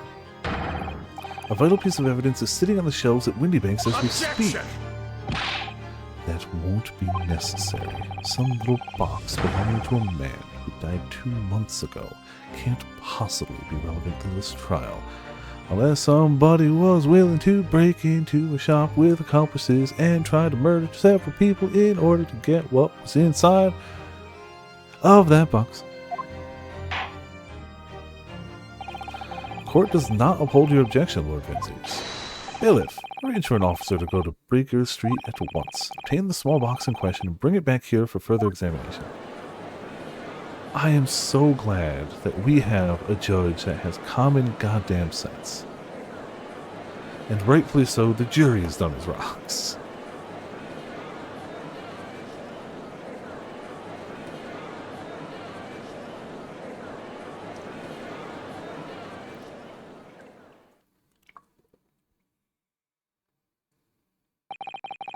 We should have a report within a half hour. I think perhaps we should recess for a short while until the evidence is brought forth. To be hoodwinked by such a farce. Disappointing. I beg your pardon, Lord Vinces.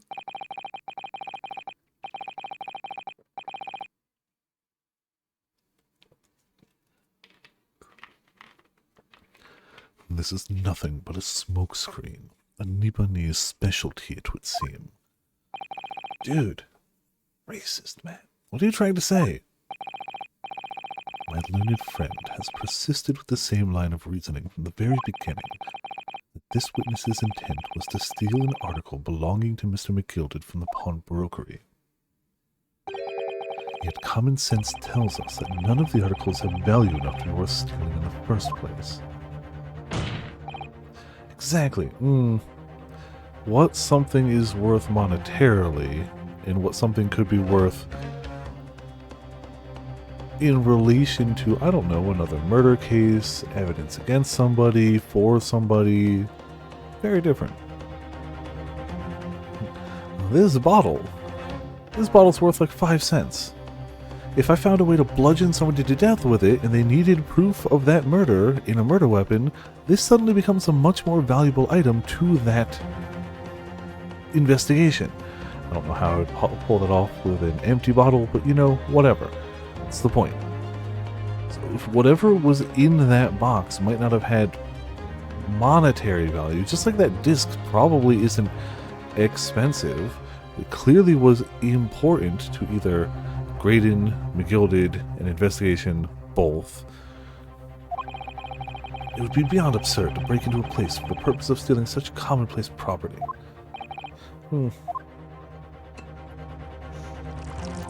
As we all know, something's worth is exclusively its material worth. If your lordship recalls, Mr. McGilded perished 2 months ago, immediately after the conclusion of his trial. A trial in which he was found not guilty. A trial in which it was established he was the upstanding member of society his reputation implied, in fact. So I propose a toast to my learned friend and his most insightful defense. The articles this upstanding member of society pawned were entirely ordinary.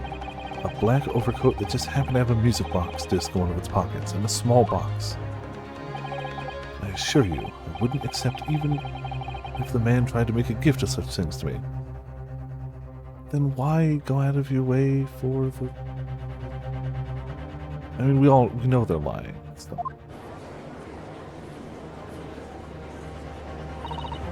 You know, that does make rather a lot of sense. It's not as if it was gold or jewels, is it? Though goodness knows Mr. McGilded was rich enough. But you can't deposit cash in a pawnbrokery. I'm quite certain of that. Prosecution's argument is undeniably compelling. It is incumbent on the defense now to bolster its argument. To explain what possible significance these commonplace articles pawned by this fine citizen could have.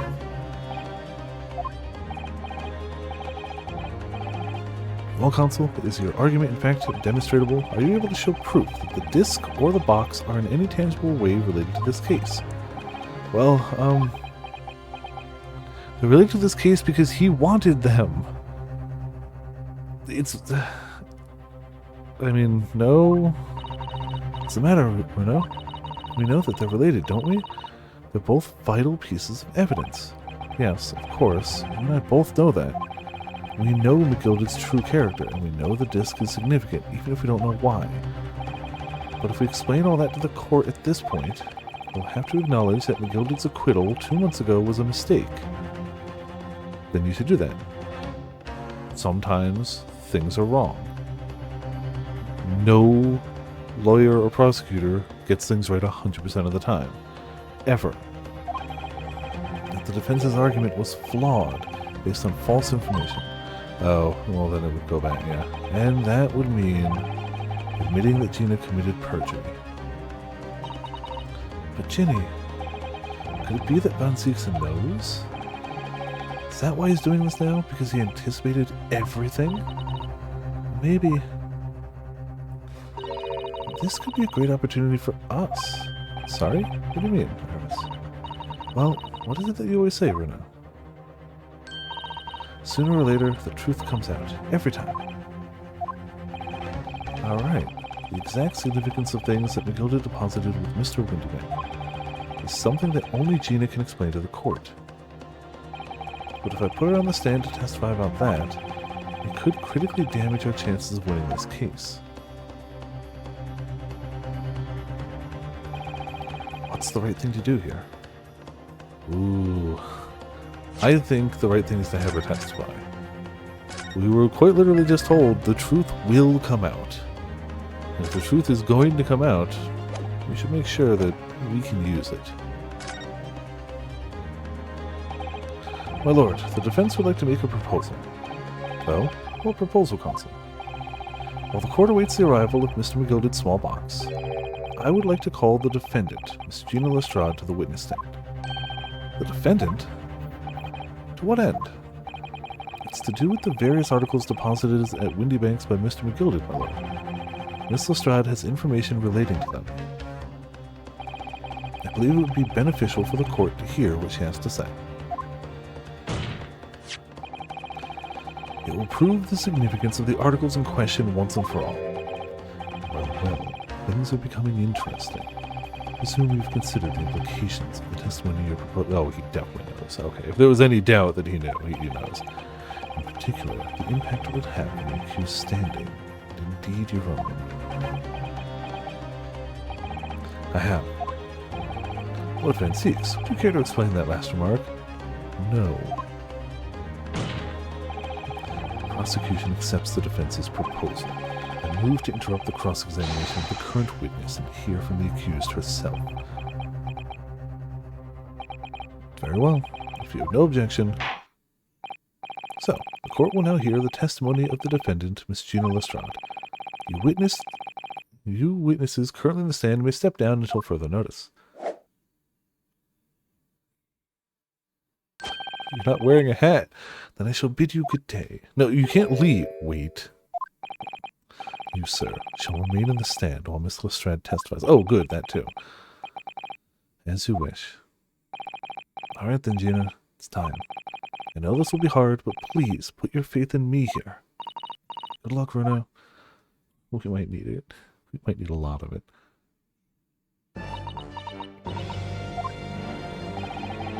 The articles that Mr. McGilded had deposited in Windy Bank's pawnbroker are intimately related with the omnibus case, the trial of which was heard in this courtroom 2 months ago. Yes, and I remember this young lady being brought before me in that trial as well. That's right, my lord. Her testimony helped to establish the innocence of the defendant, Mr. McGilded. The omnibus case was intriguing, to say the least. And now, here we all are again, the same players in that trial, facing each other once more.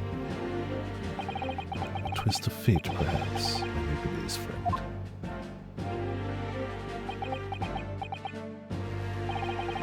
Allow me to recap the events of 2 months ago. An old brickmaker was stabbed to death in an omnibus running along London's winter streets. Apart from the victim, there was only one other person in the carriage, Mr. McGilded. Naturally, he was the prime suspect for the murder. But as the trial progressed, another possibility emerged. That the murder in fact took place above the defendant's head on the roof deck, with the body then being dropped through the skylight into the carriage below. It was Miss Lestrade whose testimony brought that possibility to light. At the time of the incident, Miss Lestrade was concealed under a seat in the carriage, hoping to pick the pockets of unsuspecting passengers. Then, immediately after the trial, having been acquitted of the murder, Mr. McGilded died in this very courtroom in the most extraordinary of circumstances. A mystery that remains unsolved even now, 2 months on. As indeed does the omnibus murder itself. Be that as it may, I recall neither the disc nor this small box being mentioned in the course of those proceedings. Miss Lestrade, would you tell the court now, please, what really happened in the omnibus 2 months ago? I don't know what you mean. I just said all of what I know. And what about everything you told us yesterday from inside your prison cell? Please, Miss Lestrade, this is extremely important. But remember, little girl, if it transpires that you willfully withheld information in the trial 2 months ago, the Home Office will seek to prosecute you for perjury. Which is still way better than being prosecuted for murder!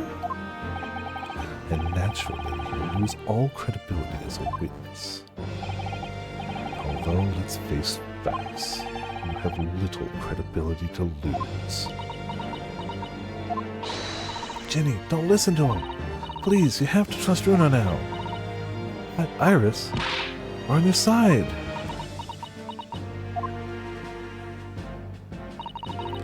Alright then, I'll talk. It's the right choice, Gina.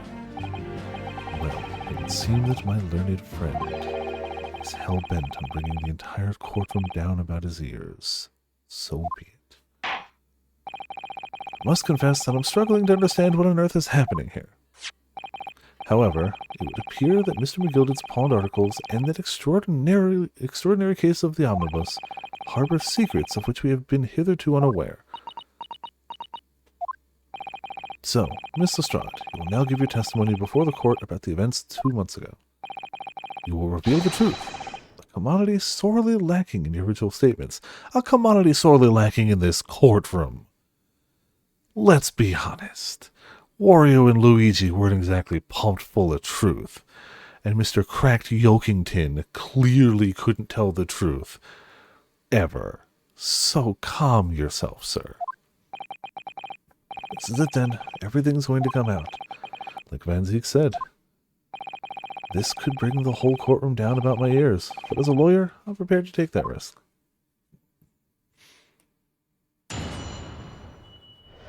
Alright.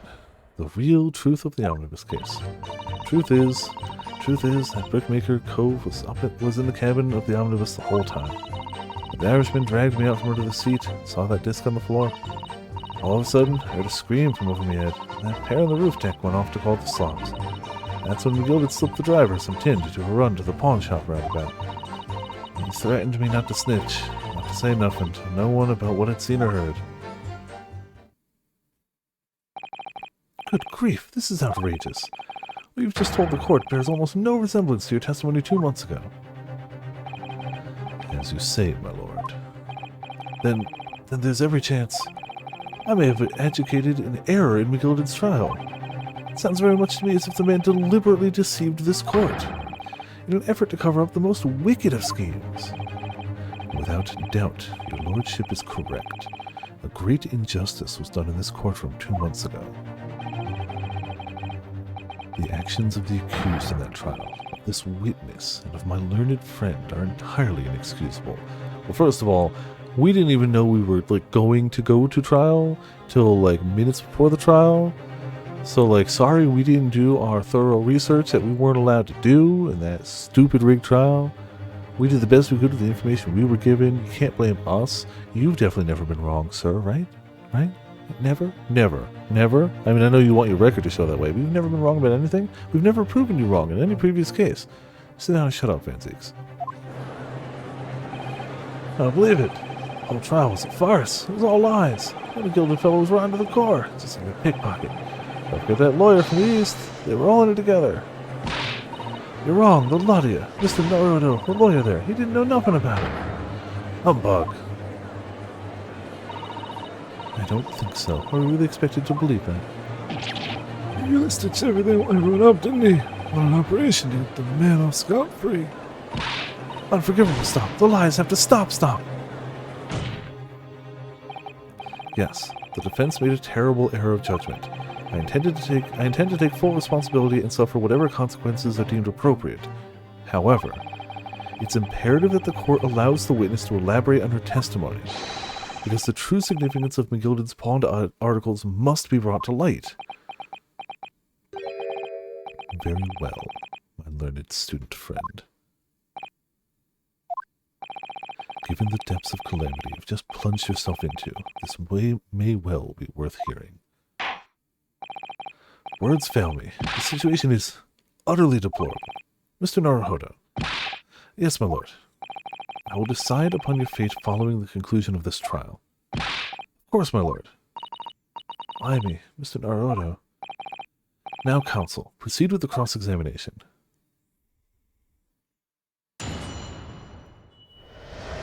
Alright, what can we get? Hold it!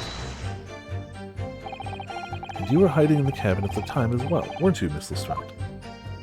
If I remember rightly, in the storage compartment underneath one of the seats.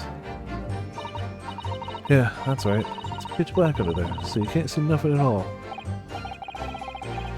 Now, in your testimony 2 months ago, I feel certain that you claimed Mr. McGilded was the sole passenger, did you not? False testimony, my lord. That's what he told me I had to say. It's important that you tell us the truth now. Were Mr. McGilded and the victim acquaintances? Well, but I did hear him talking a lot. What were they talking about? Well, I couldn't hear too well, but if I had to say, I think it was about money or something. They kept talking about buying and not buying. Perhaps business dealings of some kind? Well, anyway, they got louder and louder. It started to sound like a proper fight. I was pretty scared by then. I hardly dared to breathe, and then, all of a sudden, I heard a noise like someone keeling over on the floor. It was blooming loud and all. I believe you let out an involuntary scream. Yeah, that's what gave me away.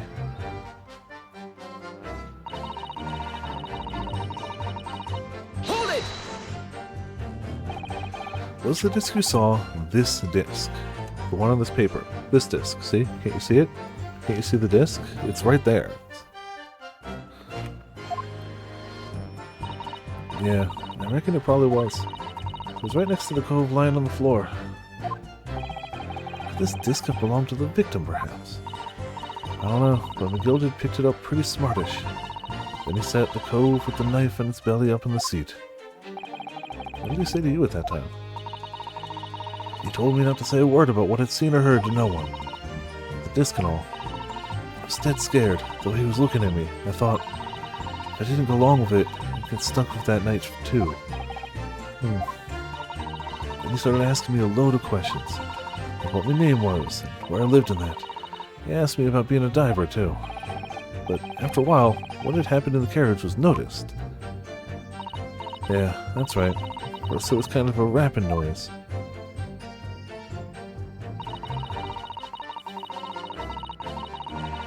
Hold it! There were two gentlemen occupying the seats on the roof deck, I believe. That's right. They must have looked down through the skylight and noticed the cove with the knife in his guts. When they screamed, the driver pulled out the horses, and McGilded got me out of sight. Out of sight? Where? Back under the seat where I started off. Once the carriage came to an halt, two crows from the roof ran off to fetch the slops. They immediately left to fetch the police. It would appear they were entirely unrelated to the incident. So that left McGilded, the driver, and you still at the scene. Yeah, only the driver didn't know I was there, because I was under the seat. I heard the cabin door open, and a voice from outside. The driver, yes? He also testified in the trial, I believe. A fellow who went by the name of Beppo, if memory serves. What did McGilded and the driver say to each other? I don't know what happened, stuff like that mainly.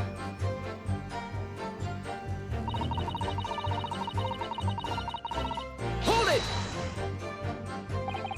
That pawn shop obviously being Windy Banks on Baker Street. Just a moment, Consul. Do you mean to tell me that the driver gave false testimony in that trial as well?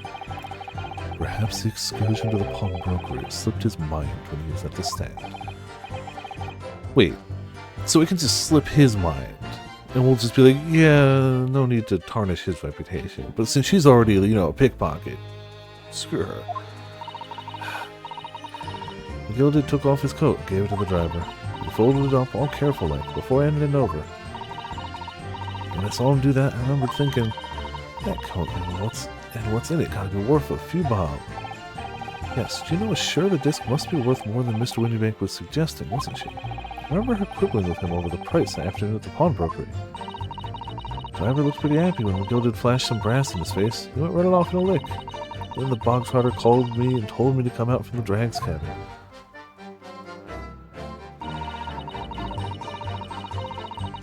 Hold it! Threatened you? How exactly? Told me I'd only be able to scarp her if I did exactly what he said. Which included giving false testimony in court 2 months ago. Yeah, that's it. That was one other thing he said. Which was... He told me I'd have to hang on to the ticket from the pawn shop, make sure not to lose it. Ticket? Well, I never! So that if he didn't show up to get the ticket off me before 2 months passed, I had to go to the pawn shop and pay the money to keep it in lug, to stop it from being forfeited. He left me with some brass to pay for it. But really? Why on earth would Mr. McGilded have done such a thing? Depositing his overcoat with a pawnbroker before the arrival of the police, it makes no sense at all. There seemed to be only one logical explanation, my lord. What McGilded had the driver deposit at Windybanks was something he didn't want the police to see. Something very important that he needed to hide at all costs. Anyway, after that, he let me go, so I legged it before the copper showed up. I don't like that those two are having a chat this whole time. I really don't like that. Not a fan. Well done, Gina. Can't have been easy to tell the truth like that. Gina really put her faith in you, Bruno. Yes, and to thank her, she'll have to face a charge of perjury once this trial's over. So I need to use the time we have now to get as much information out of her as possible. It's time to really go for it. Press her on every statement. Suppose I should. Oh, another thing. What's that? Yeah, Take a look at those two. Isn't it strange that they've been whispering to each other the entire time? Yes, it is strange. Looks like they're having a secret discussion about something. Not sure I'm completely comfortable with that. I wonder if there's anything I can do about it.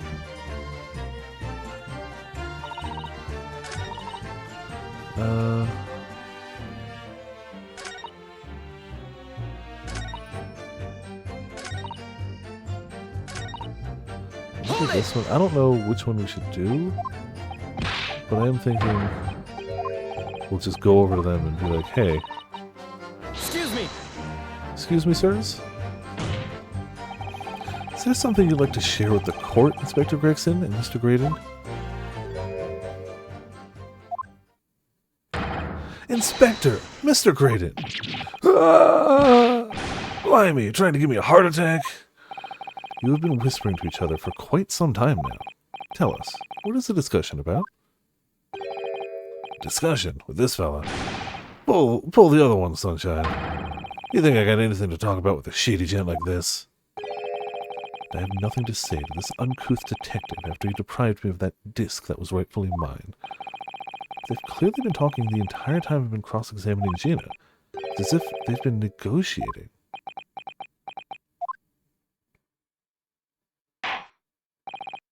Thank you, Miss Lestrade. Thank you, Counsel. Heard enough. I believe we now have a reasonable understanding of what actually transpired on the omnibus. It would appear on that night 2 months ago, a negotiation was taking place in the omnibus. A negotiation concerning this disc. However, matters did not run smoothly. When the parties involved began to quarrel over price, McGildy took what he wanted by force,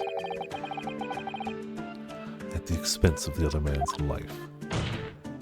Which proves my point. The disc is clearly extremely valuable in some way, although I don't understand why as yet. And 2 days ago, precisely 2 months after the omnibus incident, McGildy's coat and its contents were due to be forfeited. I didn't know what I should do with the ticket. I mean, the Cove died right after his trial. I knew that.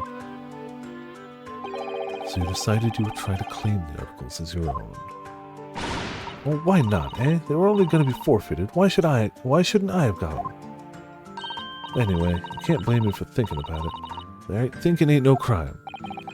Miss Lestrade, it would appear Mr. McGildy was prepared to kill in order to take possession of this disc. Did you know why that would be? I ain't got a clue. But I reckon it must be worth a fair bit of brass. He was probably going to sell it. And you can't blame me for thinking that. Thinking ain't no crime. My lord! The evidence your lordship requested has been located and is ready for the court's inspection, sir.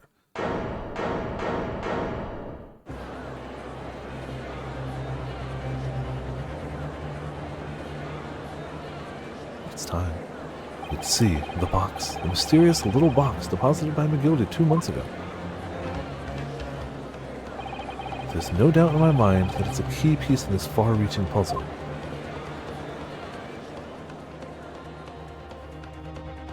Oh, okay. It's too early to stop. But this does mean there's a possibility we end up stopping mid-chapter again. If we get to a point that seems like a point of no return, I'll judge based off what time it is then, as to whether we end a bit early, go a bit. I'd like to not go late if I can help it. It's work tomorrow. I did not sleep well last night, which is nobody's fault but my own. Just, well, nobody's fault, really. But, you know. Jeez, this is going up to part 4.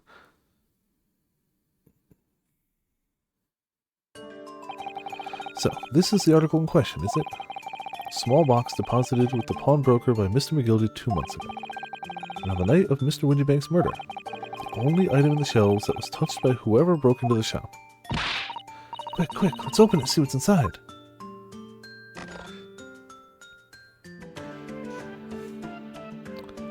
Oh.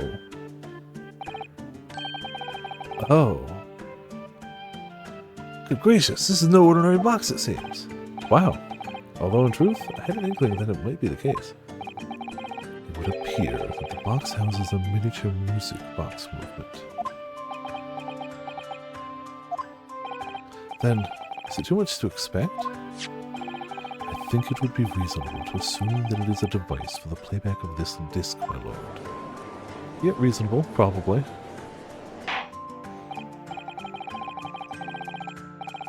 Guess we'll finally get to hear what's on the disc, but like, I can't imagine what it could be that would like cause this much trouble, chaos, murder.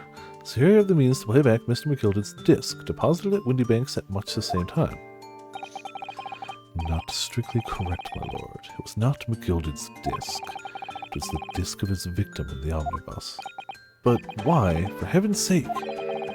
Are we to understand that the brickmaker was trying to sell this music box disc to Mr. McGilded?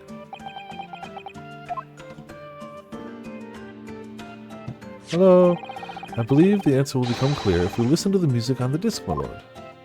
I hope so. I can't imagine what could be on there that would immediately be like, oh, it all makes sense, I understand. But hey, bring it. Yes, very well. Let the court now listen to this curious disc at last. Wait, my lord.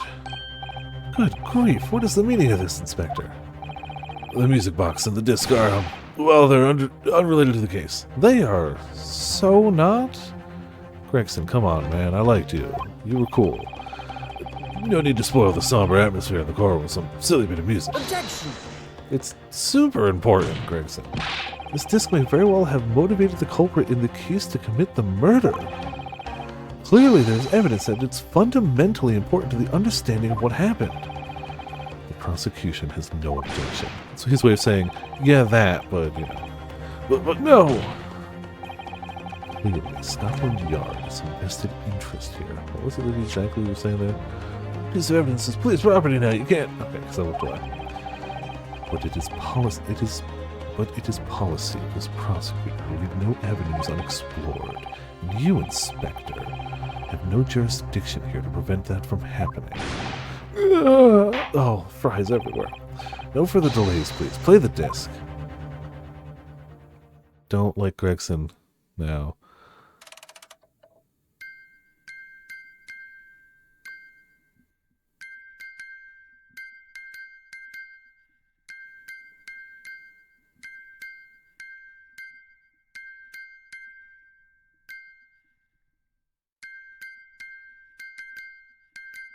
Oh, it's got to be Morse code.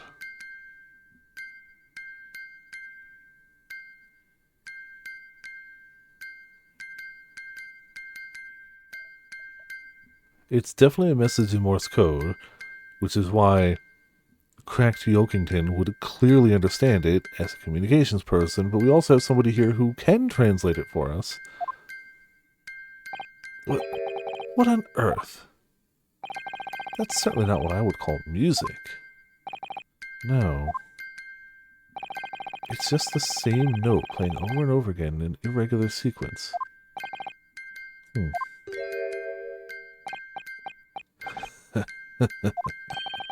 Mr. Graydon? This really is priceless. And for all that, the music box is broken. Oh yeah, it's definitely not Morse code, and you definitely don't know that. Broken? It can't be, can it? Look to the jury. Well, obviously. In fact, I wouldn't be surprised if the officer sent to fetch it didn't drop it on the way back to the courtroom. Well, with much regret, you of the court must accept that this music box offers little in the way of clues. Are you ready to move on, Counsel? No! Come on! Yes, alright. It does sound as though it's completely broken, but is it? Could this music emanating from the music box possibly be a new clue? It could be a clue! It also has to be, but like, believe that it could be relevant. Good lord, but how can it be? It's an abomination, Counsel. Mere noise. I fail to see how it can have any meaning whatsoever. It does sound strange, I agree, but there's one thing bothering me. While Graydon stands there chortling victoriously, the inspector beside him has a rather telling expression on his face. It's as if Gregson recognizes the sound, as if he's familiar with it somehow. That's making him appear extremely on edge. That's the stance of the defense, my Japanese friend. Answer me this. Oh.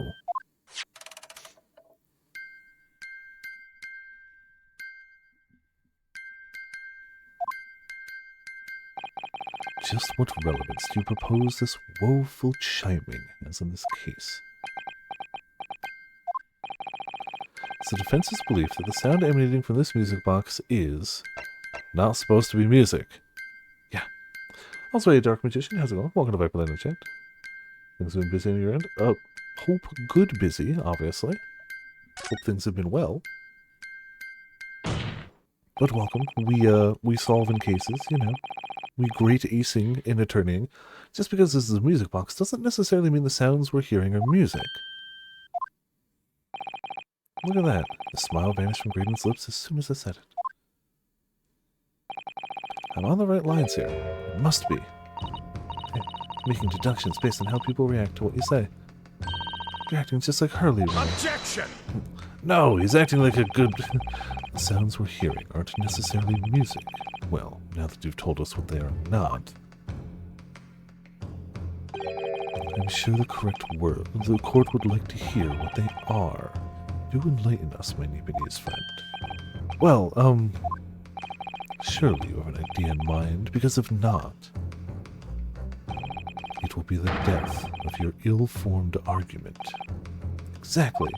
The music box is clearly broken. Refusing to accept that fact is pure foolishness. They've got me. I don't know what the answer is. Just think for a second, dude. Yet. You know. I just examined the music box very thoroughly. And I'm fairly certain that it is not broken at all. It's definitely Morse code, yes.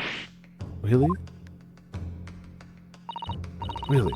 The way it's been made, it can only produce a single note anyway. Thank you, Iris.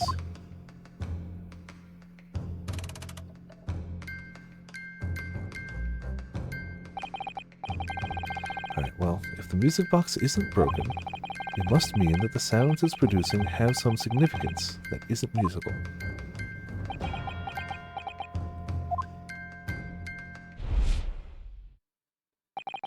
Ah. Could it be? Is that what these sounds are?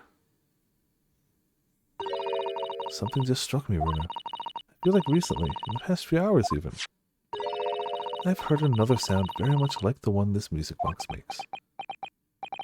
Yes, it's a familiar sound. Actually, Iris, I was just thinking exactly the same thing. Going to have to press the defense for an answer. If your assertion is that the sound produced by this music box is not in fact music at all, then what the devil is it, counsel? All the evidence we've seen so far, all the testimony we've heard, it's all pointing to one single answer now.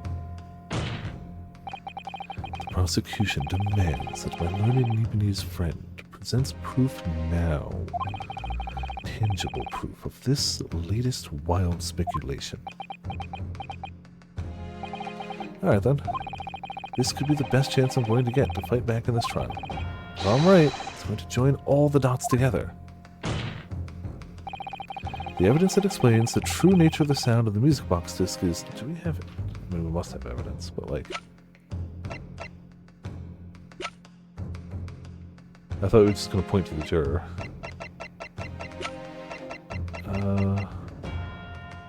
We can't pick a person, so it's definitely physical evidence. No. Pretty sure no. No.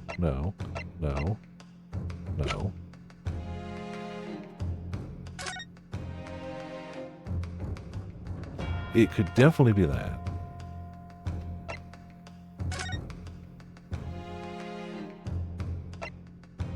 I guess that's how we're going to tie things together. Yeah. Yeah. That's the only thing I can do. Take that! Today's paper console. The headline is Pawnbroker Perishes in Pick Purse Plunder. Hardly supportive of your case. No, my lord. I was hoping you'd look a little further down the page. Further down. Ministry Mole. Classified secrets may have been leaked overseas from Ministry of Justice. Yes, this is a very serious matter, being investigated at the highest level, I understand. I have heard that international transmissions along supposedly secure lines are somehow being intercepted and leaked to various other countries. And presumably, those transmissions are in the form of wired telegrams. Of course. Juror number 5, your input, please. So, me, sir. Whatever's the matter? You told the court before that you worked at the same communication station as Mr. Graydon, did you not? Yes, that's correct. And the particular station where you work deals with government communications and newspaper reports. Oh, yes, we're not your run-of-the-mill communication station at all. Our work is extremely important. Then tell me, is this not a very familiar sound?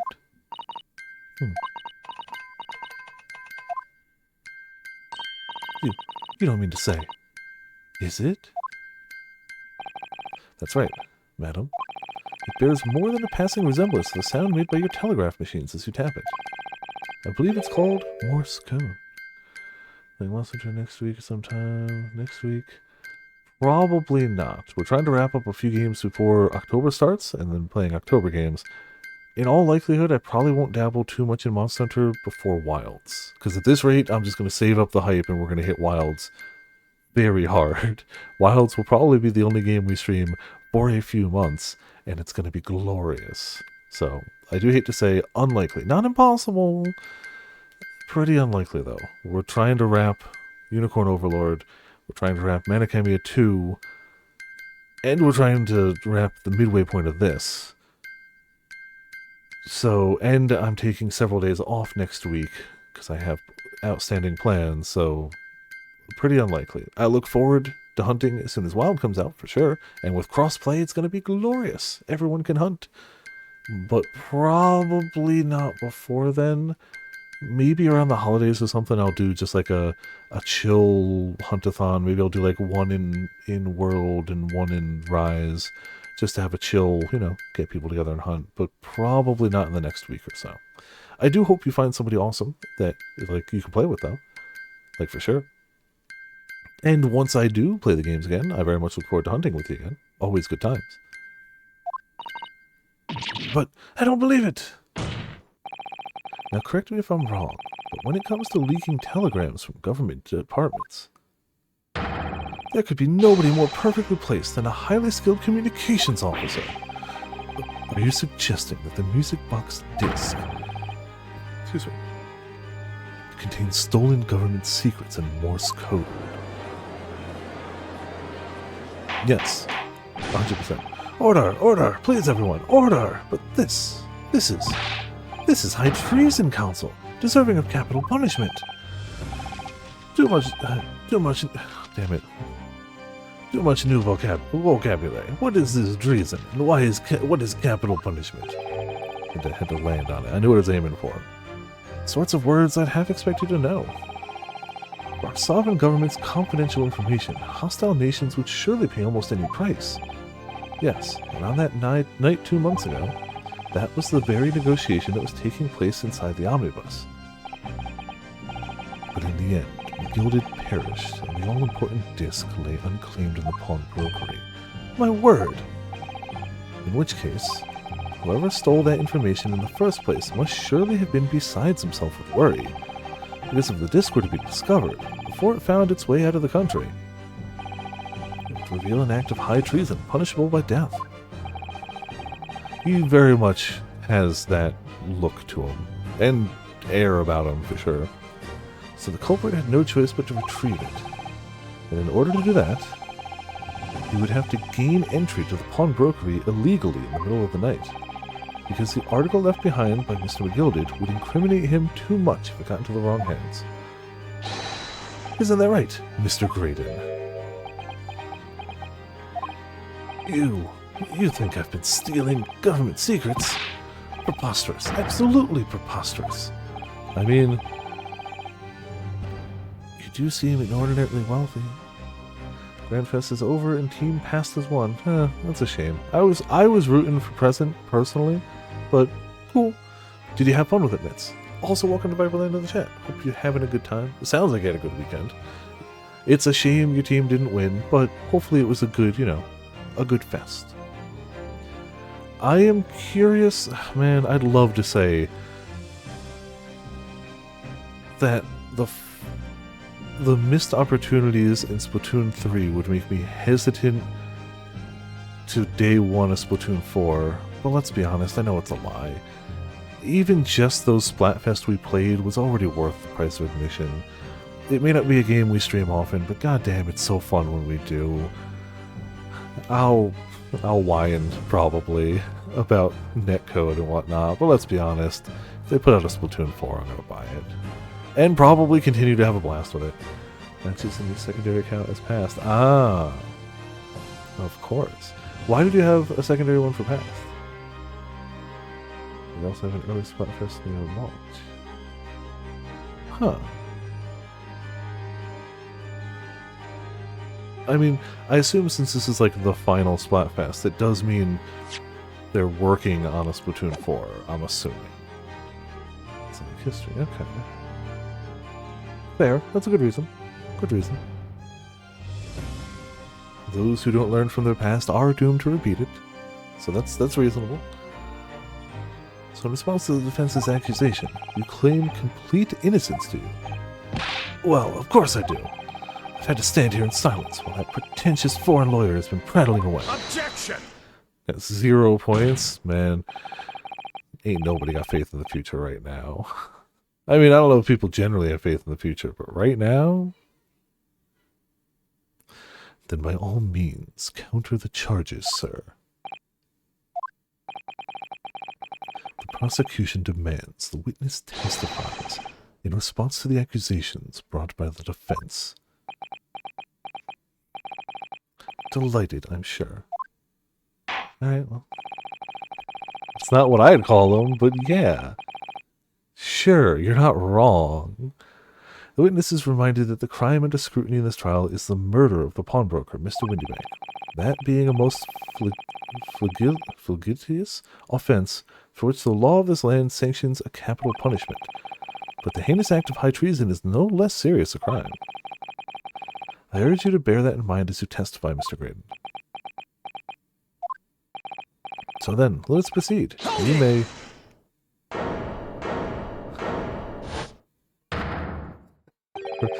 You gotta let us have a rabbit and pork here, Governor. We got things to say. I beg your pardon. Who do you think you are? Name's Nash Skulkin. Occupation is professional baddie. Name's Ringo Skulkin, but we ain't baddies enough to sell out our motherland. That's right. We're what they call the Three Skulkin Brothers.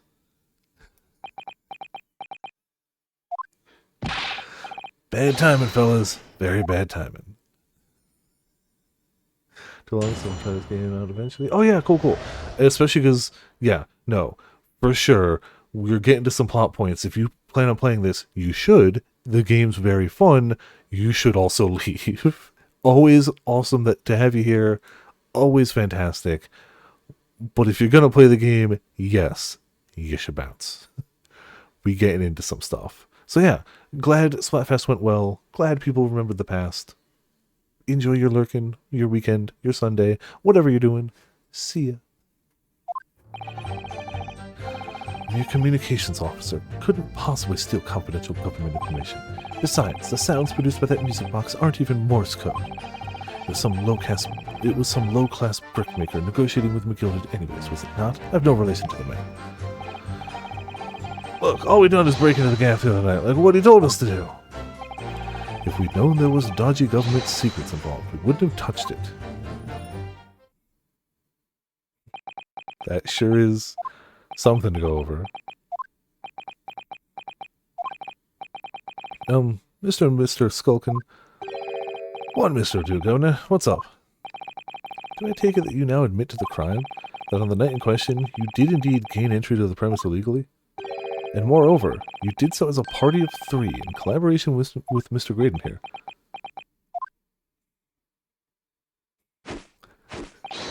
We did go. We did.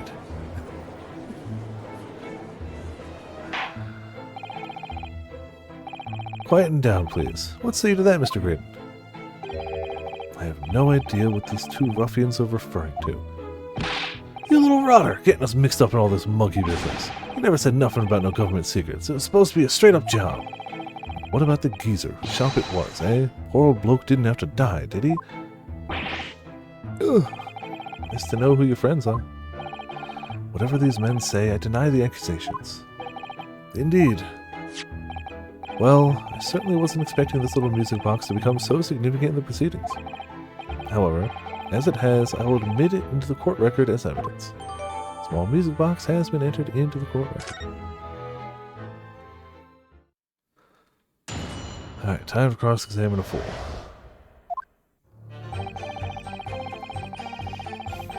Hold it! So, is this newspaper headline accurate? Government communications are being intercepted? How can I possibly know? What do you mean by that?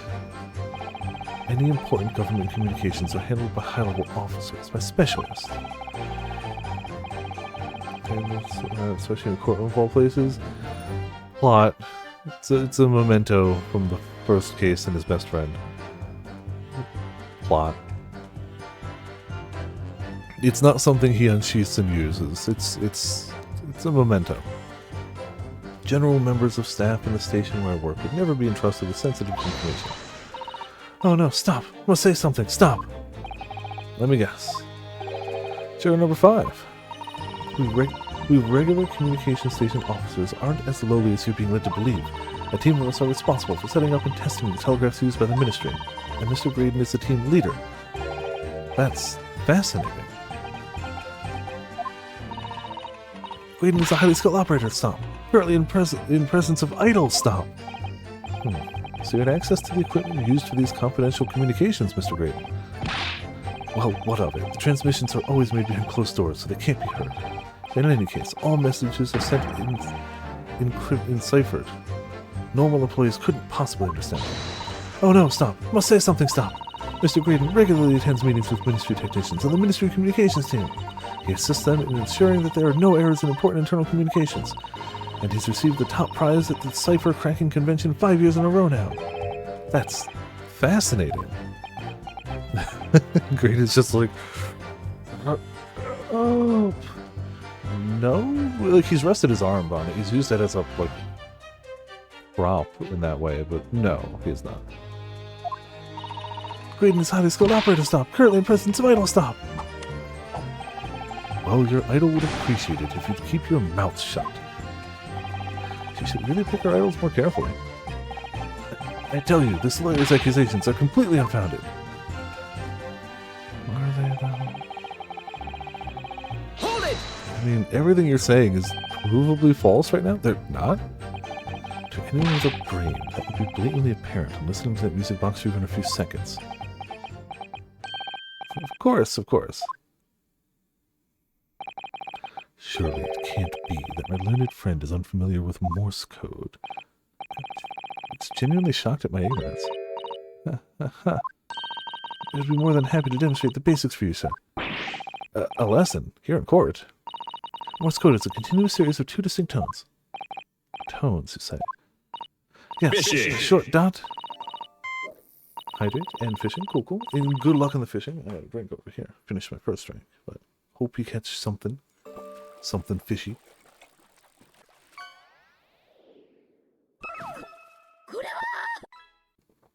Or a Frau, you know. Frau is always a bit fishy, so that checks out. Yes, a short dot and a long dash. By combining these in different ways, you construct letters. I see. For example, this is A. And this is B. When you listen to the sound produced by this music box, you only hear one tone, don't you? But it sounds so similar. The rhythm is it's the same in everything. But there's no discernible meaning to this apparently random sequence of sounds. So your assertion is fundamentally flawed. This is not Morse code. No!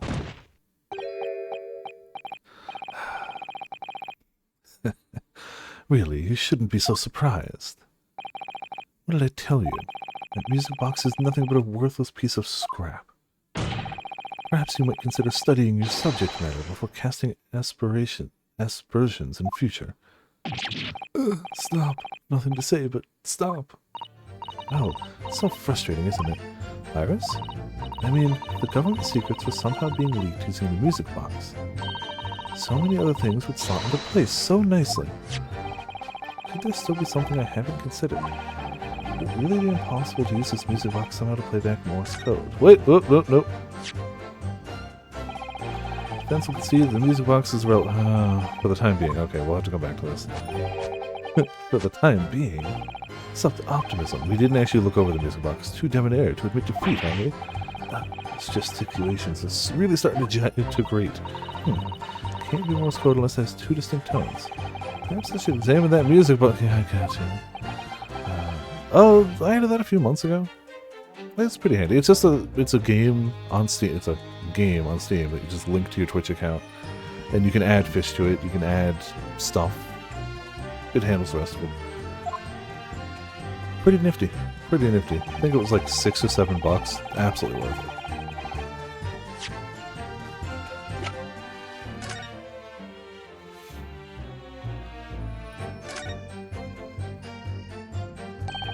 See how the former gilded disc sits in the music box and deposited at Windy Banks?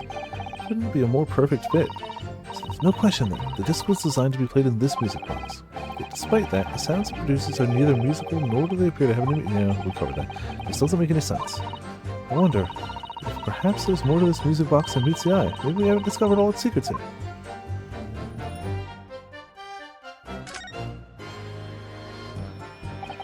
This is the mechanism that turns the bumps on the disc into sound, isn't it?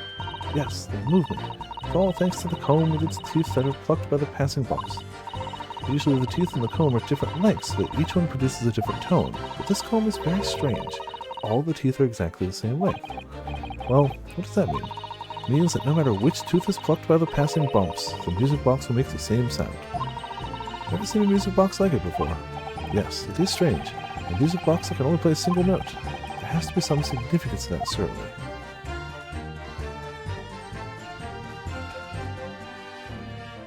Well, hello. Oh, what is it, Runa?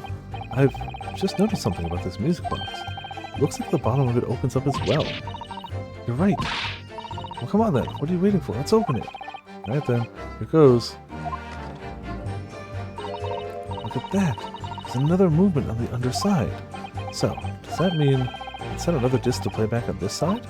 Yes, I think so. And it looks like the two movements are linked together. They're linked. So if you had two discs, they would both play back at the same time. You don't say. You don't say. Who'd have thought there would be a second movement on the underside of the box? This movement is like the other one. The comb's teeth are all the same length. So, this movement also only produces a single tone, like the other one. Yes, it must do. Except that the length of the teeth on the two combs isn't the same. So the single tone produced by this movement will be different. And the single note we've already heard. What? Basically, each movement can only produce a single note. But the notes they produce are different. The music box can only play two tones. Wow, if only we had something around that needed two tones.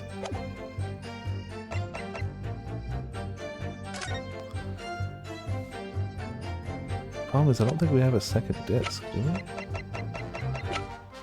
Well. Hold it! Go through this again real quick. It's two tones. We don't know Morse code. Here's a lesson in Morse code. Music box. Dot dash. Here's A. Here's B. Box sounds similar. Ha ha ha. Music box.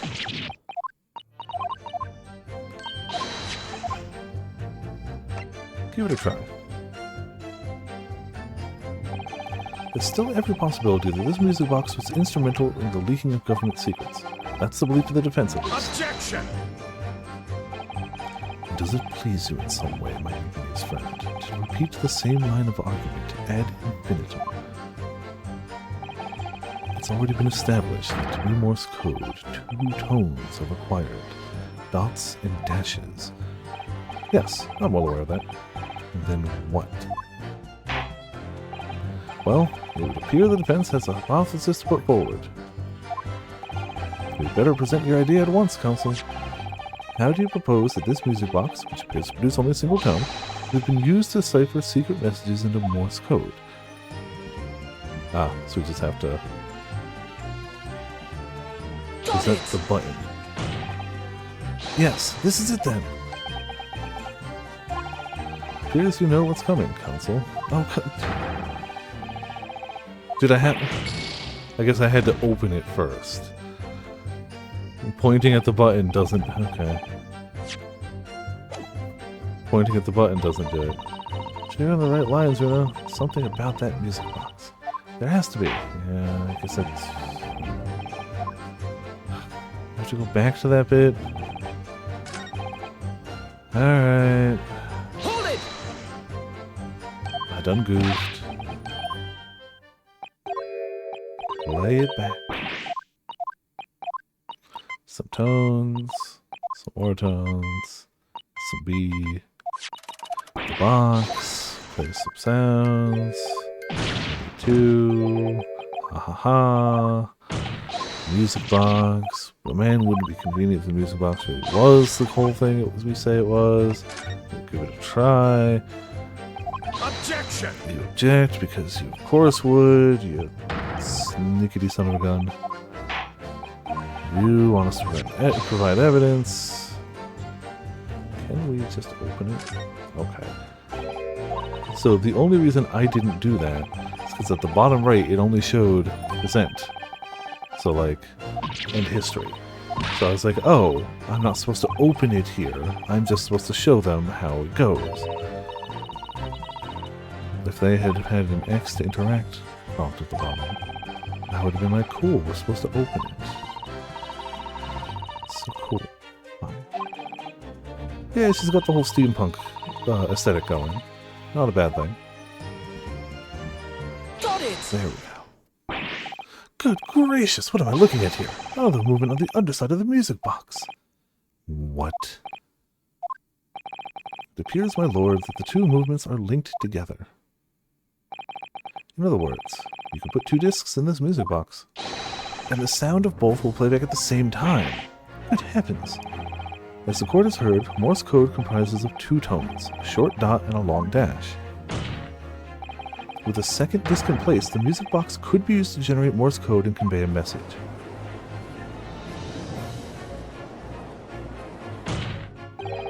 This is beyond a joke. I'm sorry? This poor excuse for a lawyer has absolutely no evidence to support its claims. Though, of course, my learned friend were able to present to the court with the second disc, that would be another matter. Well, you don't... I can't, at the moment.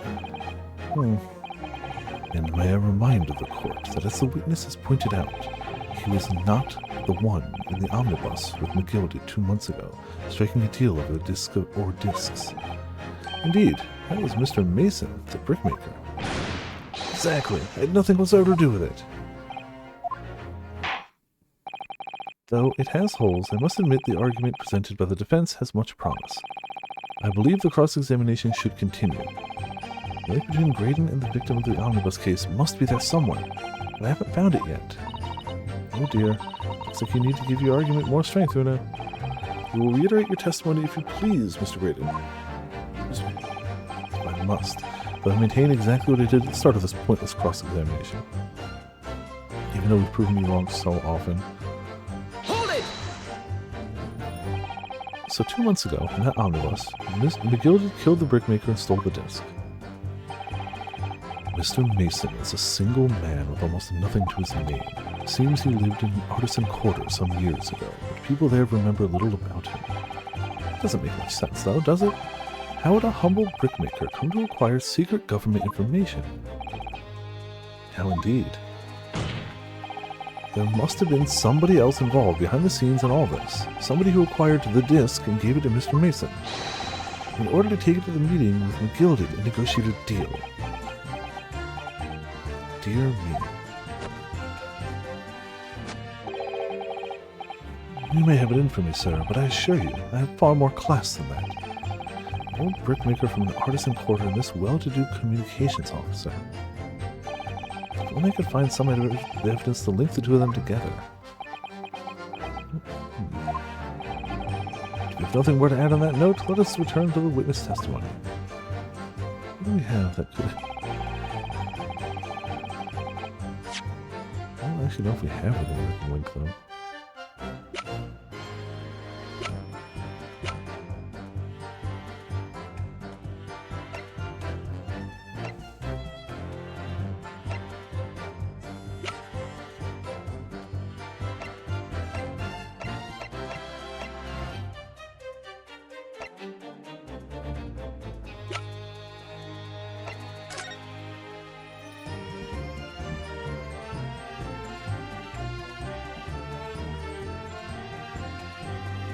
Eastern Milverton, Brickmaker, East End of London.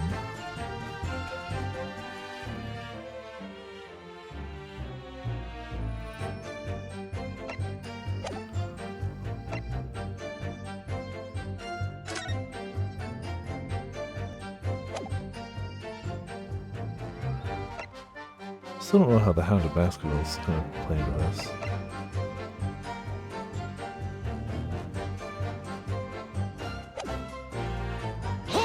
Keep going.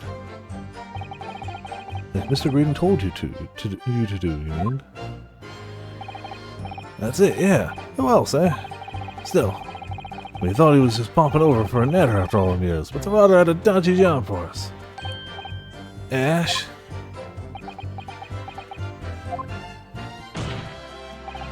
Let me stop you there, Mr. Skulkin. After all them years, you say? Do you mean to tell me that Mr. Graydon is an acquaintance of yours? Well, the sociable kind of baddies, you know? Sure, let's say Graydon's an old shiner. Excuse me. Something wrong, Mr. Skulkin? Eh? No, the other Mr. Skulkin. What? Who, me? When your brother was testifying just now, he said something that seemed to cause you to react. No, I was just remembering the old days, that's all. We used to have a right old laugh together, way back when. Together? With Mr. Graydon, you mean? Yeah, with Ash, I mean. You look at him now, and his fancy whistle and flute, and you wouldn't add him and eat it. But when we was younger, he was from the poor part of town, just like us. Is that so? He was always a leery one. He had the brains, he had the savvy. Always coming up with smart ideas, like what would never have gone through our heads. Lord blimey, ain't that the truth? Remember Mullivin and Skulkin's milk run? Millivan's? That was a corker, eh? Save it until after the trial. Your reminiscing has no place in this courtroom. And neither does your fruit. Oi, you geezer asked us a question, didn't he? And we was answering. Yeah, we ain't done nothing wrong. Nevertheless, the court is not prepared to accompany you on your trip down memory lane. Counsel, can we turn our attention back to the testimony, please? Oh wow, could that sentimental story be relevant somehow? Add it to the testimony. My lord. Yes, counsel. The brother's last sentimental statement could hold vital information relating to this case. English. Say hi, I'm in a hyper mode and walking in and out like a cat. Cool. I mean, that's the energy of Splatfest. Specifically the final Splatfest. The ultimate Splatfest. The splattest fest to ever splat. And, if I recall correctly, you are behind, or you're in a different time zone, so it's not as late for you. If I was super hyper at like almost 11 o'clock, 12 o'clock, I'd be like, that's going to bode ill for sleeping for tomorrow. But you got some time. I might wake up early again tomorrow. I really like the McDonald's breakfast sandwiches, and they only have them like on sale for so long. By the way, we'll see. Yeah, it's like 8 p.m. for you, so that's nothing.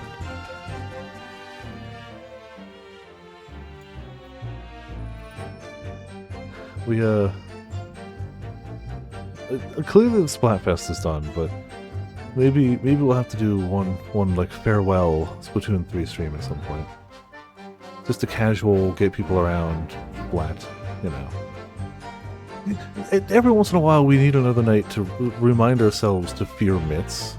And I feel like it's been too long since we've had the fear of ink struck deep in our souls. So, you know, that might have to happen. I don't know when. Maybe sometime around the holidays we do like nostalgia streams. We'll do some Monster Hunter. We'll do some Splatoon. Zelf. I mean, I fear Zelf too. That is still accurate. I do still fear Zelf as well. But don't sell yourself short. Rusty Mitz is still pretty much the best player in our squad outside of Zelf. So, you know, that ain't nothing to poo-poo at. Like, that's still pretty good. It's the landing pad. Yeah. Again, I don't think you should sell yourself short. Not to disprove Zelf's skills too, because boy are those there. But you know. I'll permit the brothers to supplement their testimony with that detail. Briefly, I hasten to add. Say no more. Skulkin's never skulking. That's it. Hold it! Alright, flashback time. I'm sure I'm going to regret asking, but what exactly was that? Some kind of business? Just a little scheme we had going back when we was youngsters. Bit of fun, really. Delivering fresh milk to the locals. That's what it was all about. That sounds alarmingly legitimate. There must be a catch. Suppose since we're here, I should ask them to elaborate. But on what? Business name. So this business was just a bit of fun, you say? And it was just yourselves and Mr. Graydon involved? Yeah, that's it. Milverton and Skulkin's milk run, was it? Yeah, that's it. Pear. What's wrong with pears? And where did the Milverton part come from? Alright, I thought a clever clogs like you would have worked on that one out. That's just... Enough of this. How much longer are we expected to listen to this drivel? I don't... Let me guess. You don't accept anything these two witnesses are saying. It's so great. You're not wrong. I still like them. But I see. I understand. Tell me, why is it that it was only at the mention of the name Milverton that you decided to interject? Because well... And weren't the happiest of times that one came from. Yeah, his old man was struggling for money so much, his wife walked out on him. She took the name Graydon then, see? But Ash will always be Milverton to us. Milverton? So that used to be your surname, did it? Of course not. This is all bunkum. I've been Graydon since I was born. Don't like pears. Fair. To each their own. Do you really think you can rely on the testimony of these two thieves, You're a communications officer attached to the civil service. As such, your personnel details will have been thoroughly checked at the time of your appointment. It would be a very simple matter indeed to subpoena those records, Mr. Graydon. Well, it would appear that Mr. and Mr. Skulkin's testimony has been reliable, for once. You were born Ashley Milverton, then. Oh, man, Graydon's poses are insane, but so are all of Von Zieg's. Is that correct? Very well, yes. So Ashley Graydon was once Ashley Milverton. That information could change things. It could turn out to be extremely important. Ashley Graydon's personnel profile has been updated in the court record.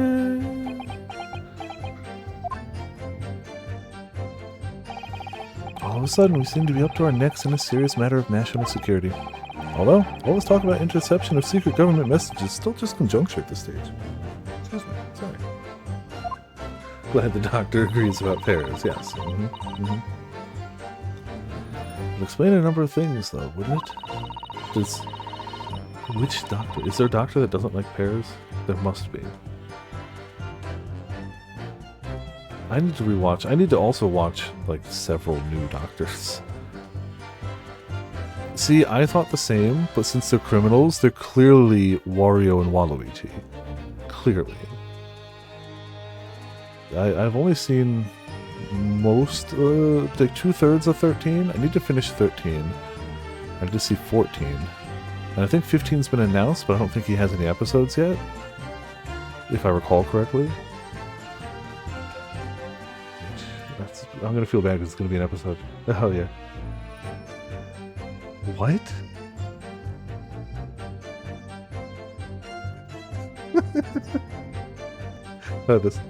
It transcends doctors. It transcends the other doctors. Wonderful. Hey, if the doctor says it, it must be true. Don't eat pears. There you go. I definitely don't remember that first bit of 10, but like, I have not seen like all Doctor Who. I've seen a lot of everything post 2005 and pre 13, but yeah. Oh, I love Doctor Who so much, and the Doctor's wonderful, and 10th Doctor, best Doctor. They're all good. I haven't seen a Doctor I didn't like, but David Tennant though. Oh, so I had my numbers mixed up. Sorry. I haven't seen all of 12. I've seen most of 12. I haven't seen 13. 13 was Jodie Foster? Jodie Whittaker? This is the woman. And apparently people didn't like her writing. I still want to watch it anyway, even though I've heard negative stuff about it. I still want to watch it. I want to be able to say I've seen it. And maybe I'll like it. Oh well. I've heard from only like 1 or 2 online people not liking it. So, could be true, could be not. I don't know. The negotiation Ginny overheard in the omnibus 2 months ago and the break-in at Windy Banks. The trouble is, it wasn't Mr. Graydon in the omnibus with Mr. McGilded. No, that was Mr. Mason, brickmaker, who was so horribly murdered. If only there was some link between the two men somehow. I know, Mr. Graydon's testimony seems to be as watertight as ever. I wonder if the key to us making headway with the cross-examination here could be those two brothers. Or bros, you meant.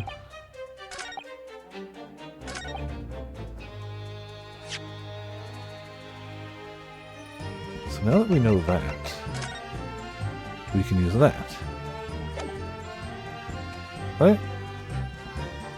I'm gonna save first.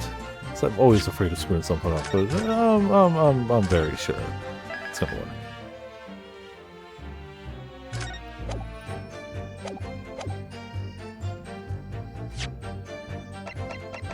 Objection! Yeah, objection. Mr. Ashley Milverton. Tell me, why did you try to hide your former name from the court? Because I haven't gone by that name for years. It means nothing to me. No, I don't think that's the real explanation at all. The truth is, you had a reason to hide that name. It's funny that that pose is like the weakest of his. All of his other poses are just straight up JoJo's. Explain yourself, please, counsel. I have here the notes from the omnibus case, my lord.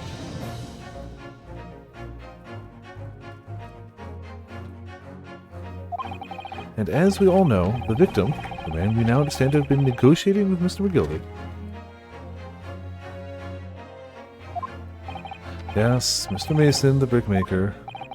That's right, only Mason wasn't his surname at all. It was his given name.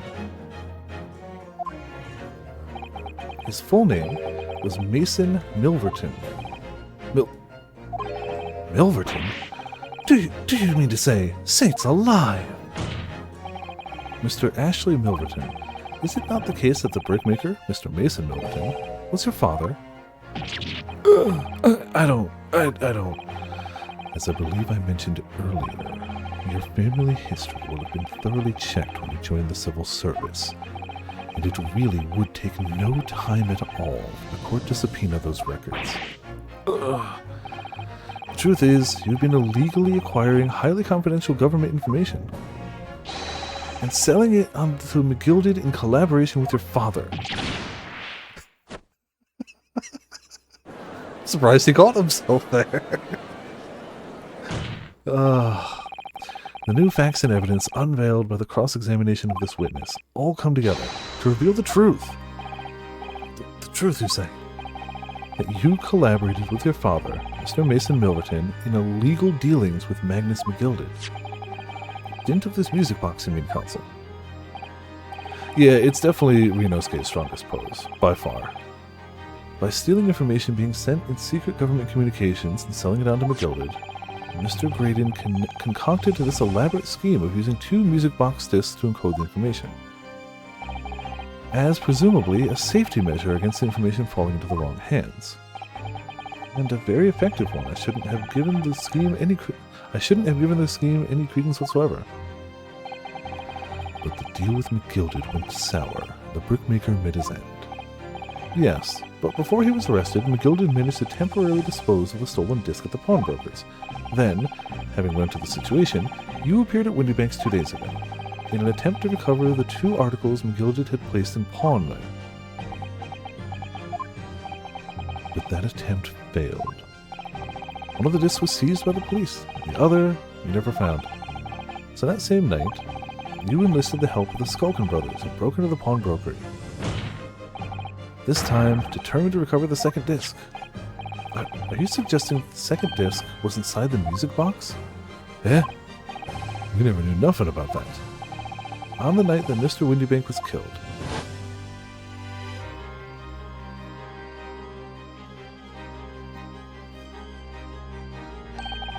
The intruder to the pawnbrokery touched one item and one item alone, the music box. It's rather ingeniously demonstrated using the 2 prints from the security camera, indeed. So, the question that naturally begs answering is this. Why was only that one article disturbed? The answer is obvious, because it contained the second disc which the intruder was desperate to retrieve. Since, if it would fall into the hands of the police, it would be proof, i.e. treason. Well, Mr. Graydon, do you deny that all of this actually began on that fateful night 2 months ago? I refuse to accept any of this nonsense. Even Van Zees is like, nah, we got him. Sir, there appears to be blood seeping through the sleeve of your jacket. What? 2 nights ago, we know that 3 shots were fired at the scene of the crime in Windybanks Pawnbrokery. 1 took the life of the pawnbroker himself. 1 struck the pouch around Mr. Sholmes's waist. And the final bullet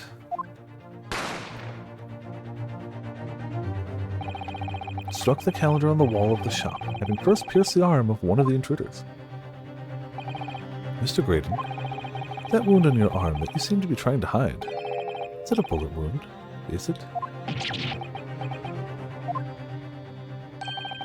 He's got you now, Mielchana. Time to call it quits and croak, I reckon.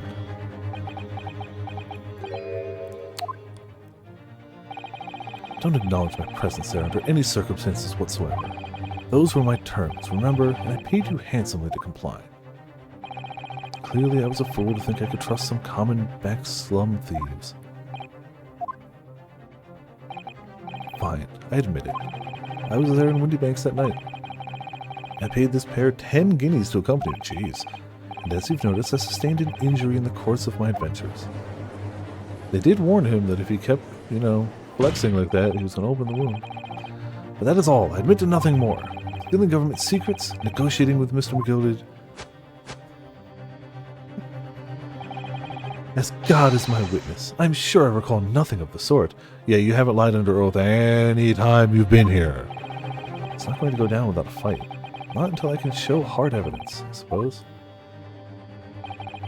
Nevertheless, the defense has now established a crucial fact. Which is... Well, we know that 1 bullet was fired from each of the 2 firearms we have in evidence. The bullet from the Skulkin brothers' gun hit the pouch around Mr. Sholmes' waist.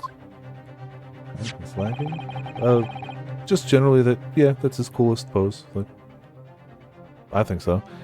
The bullet from Mr. Windybank's gun clearly must have been the one that caught Mr. Graydon in the arm. Indeed it must. We can rule out the possibility that the man shot himself. That leads us to only one conclusion. Mr. Windybank was shot by a third gun, which can only have been fired by the third intruder.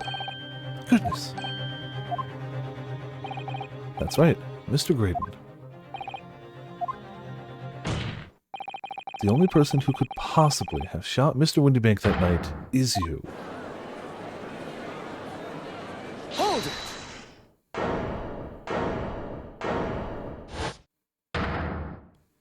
Man, that is not the voice I imagined him having, but it fits well enough. You little upstart. You made a grave mistake when you summoned me here. What? What's that supposed to mean? Yes, as you rightly say, I was there at the pawnbroker's. I did my best to hide the fact, naturally. I had no intention of ruining the distinguished career I'd built for myself in the communication station. But did the thought never cross your mind? Did you never consider the possibility? What? What do you mean? What thought? What possibility?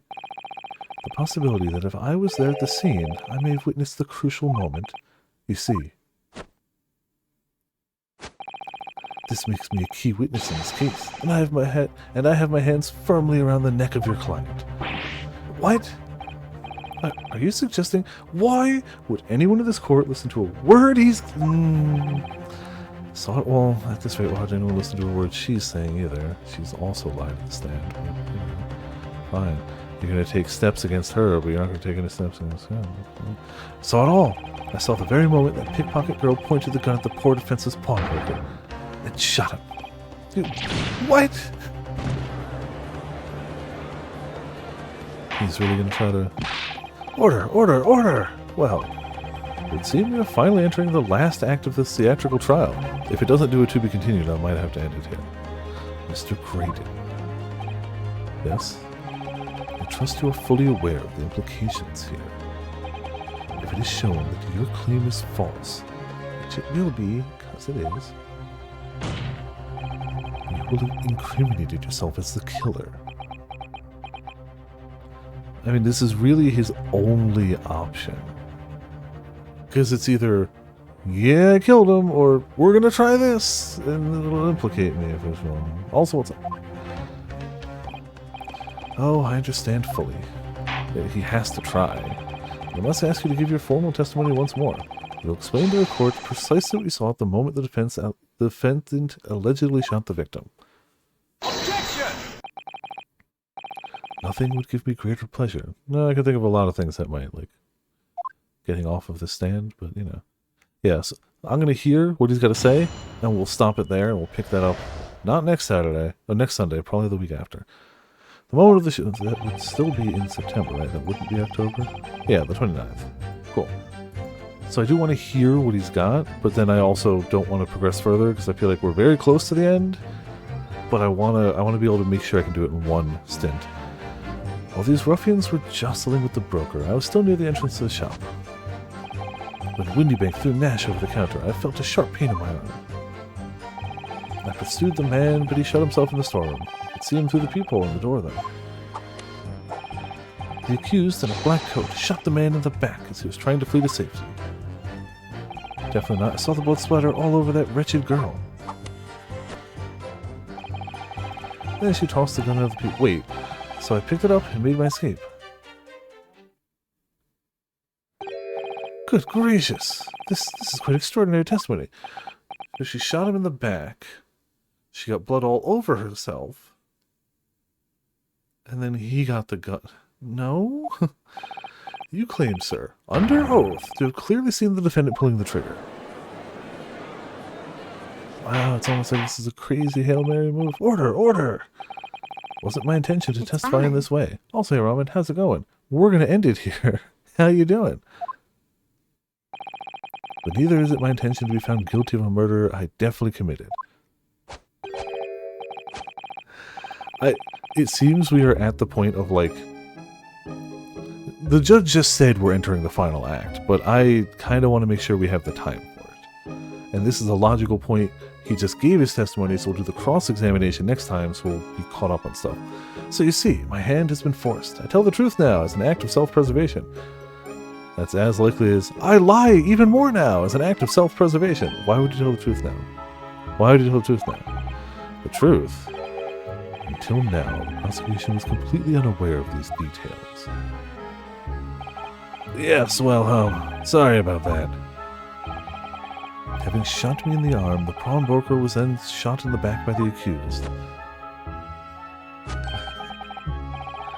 The time traveler. As I said, she was showered in his blood. You say the blood splattered over the accused's coat. Are you sure on that point? Oh yes, quite sure. Objection! All over the black overcoat that pickpocket girl was wearing at the time. Really? If her coat could somehow be shown to harbor vestiges of blood, that would be quite conclusive evidence here. More wine. Such an investigation is entirely possible, my lord. What? Only very recently, a German scientist has developed a technique to identify human blood. So here's to true science, not some amateur's detective's dubious foray into the world of chemistry. There's nothing dubious about Hurley's work. His ideas are all sound. Ideas are no use to us here. In science, as in law, theories must be proven before they stand. In Germany, the technique has already been employed in the courtroom as the basis of evidence. Scotland Yard has a small quantity of the chemical reagent used. Wait. Our chemicals, bad. Your chemicals, good. You can trust my chemicals. Your chemicals suck. It's all chemicals, but our chemicals, German. Okay. With your lordship's permission, we could shatter all vestiges of doubt within minutes. This doesn't look good, Bruno. Why not? Well, we know, don't we, that there's blood all over the front of Jimmy's coat. If they test it with their chemicals... Oh, help! You're right! I was doing what happened yesterday. Don't move, Ginny. Oh, sorry.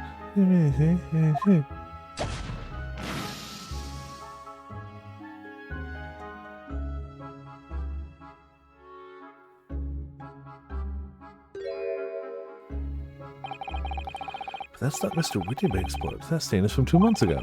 That's Mr. Mason's blood, when he was stabbed by Mr. McGildead, who was wearing the coat at the time. Yeah, I mean, I'm gonna guess that they'd have to up the rating to, like, consumption of alcohol if he drank it. I bet you it doesn't have that. Hold on. I don't know if there's a way to... is there a way to go to the store page? Is this it? Blood and violence, not consumption of alcohol. He never drinks it. He has to waste it. He can't drink it. My lord, the defense objects to the test proposed by the prosecution. Overruled. Lord Benzeeks, make it so at once. With pleasure, my lord. And while we wait the results, the defense may proceed with the cross-examination. Okay. Once we get to the cross-examination is where it's going to stop it. Once they find that blood in the overcoat, Gina will be... Counsel! Yes, my lord. The cross-examination. Of course, my lord. This cross-examination doesn't go well. Don't manage to uncover some decisive evidence or a really compelling clue now. I have a very bad feeling about the outcome of this trial. Well, the moment of the shooting. Next time on Viperland Z. Which again will be in like 2 weeks. Because next week I will not have the capability to do voices.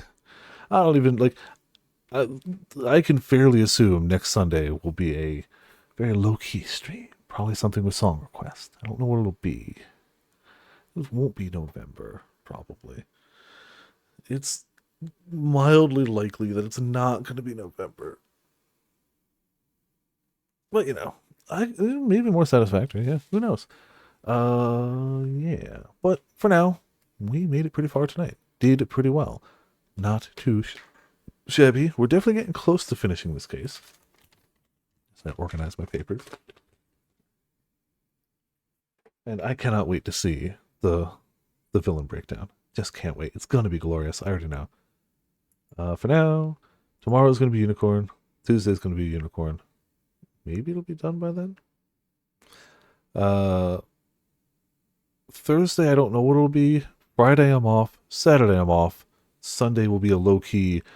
I will have just done hours of karaoke the day before. I ain't gonna strain my voice that Sunday. So, yeah, that's the general plan. The only one really up in the air is Thursday, assuming we do finish Unicorn Monday, Tuesday, which seems likely, but who knows?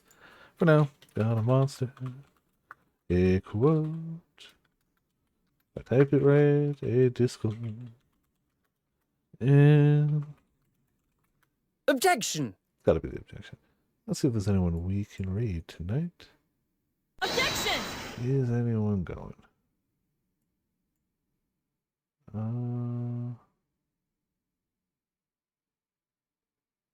Yeah. We're gonna toss it to G Money, who's playing Pico Park 2. I do not know what that is. But cool. Damn it! No!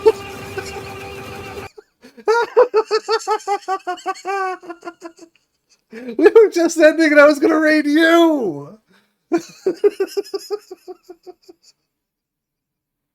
I was just about to queue up the raid to you!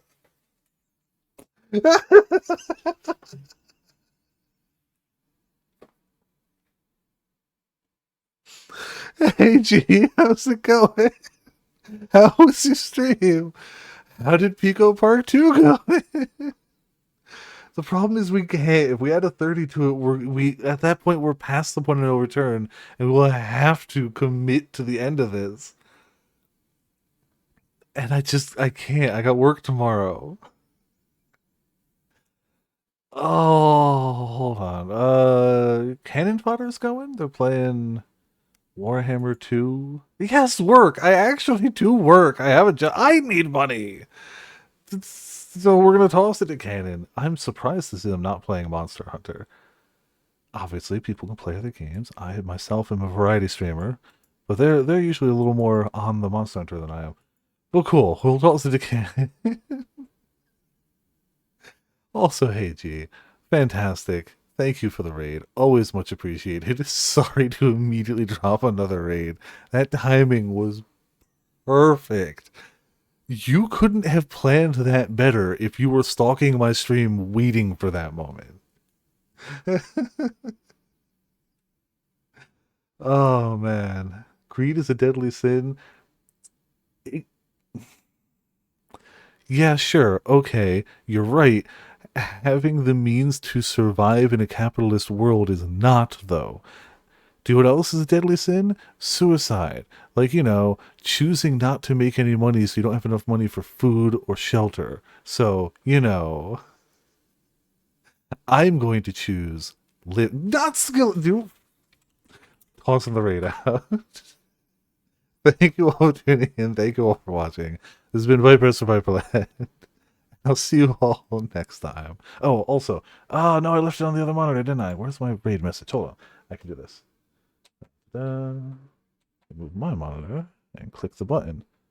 We should have it macroed now. Haha! Perfect. Raid message. For those who would like it. Yeah. A good night to you as well, G. I hope you have a good post-stream, relax, and some food, maybe. Only mods could cancel raids. Thankfully, they can't. See ya.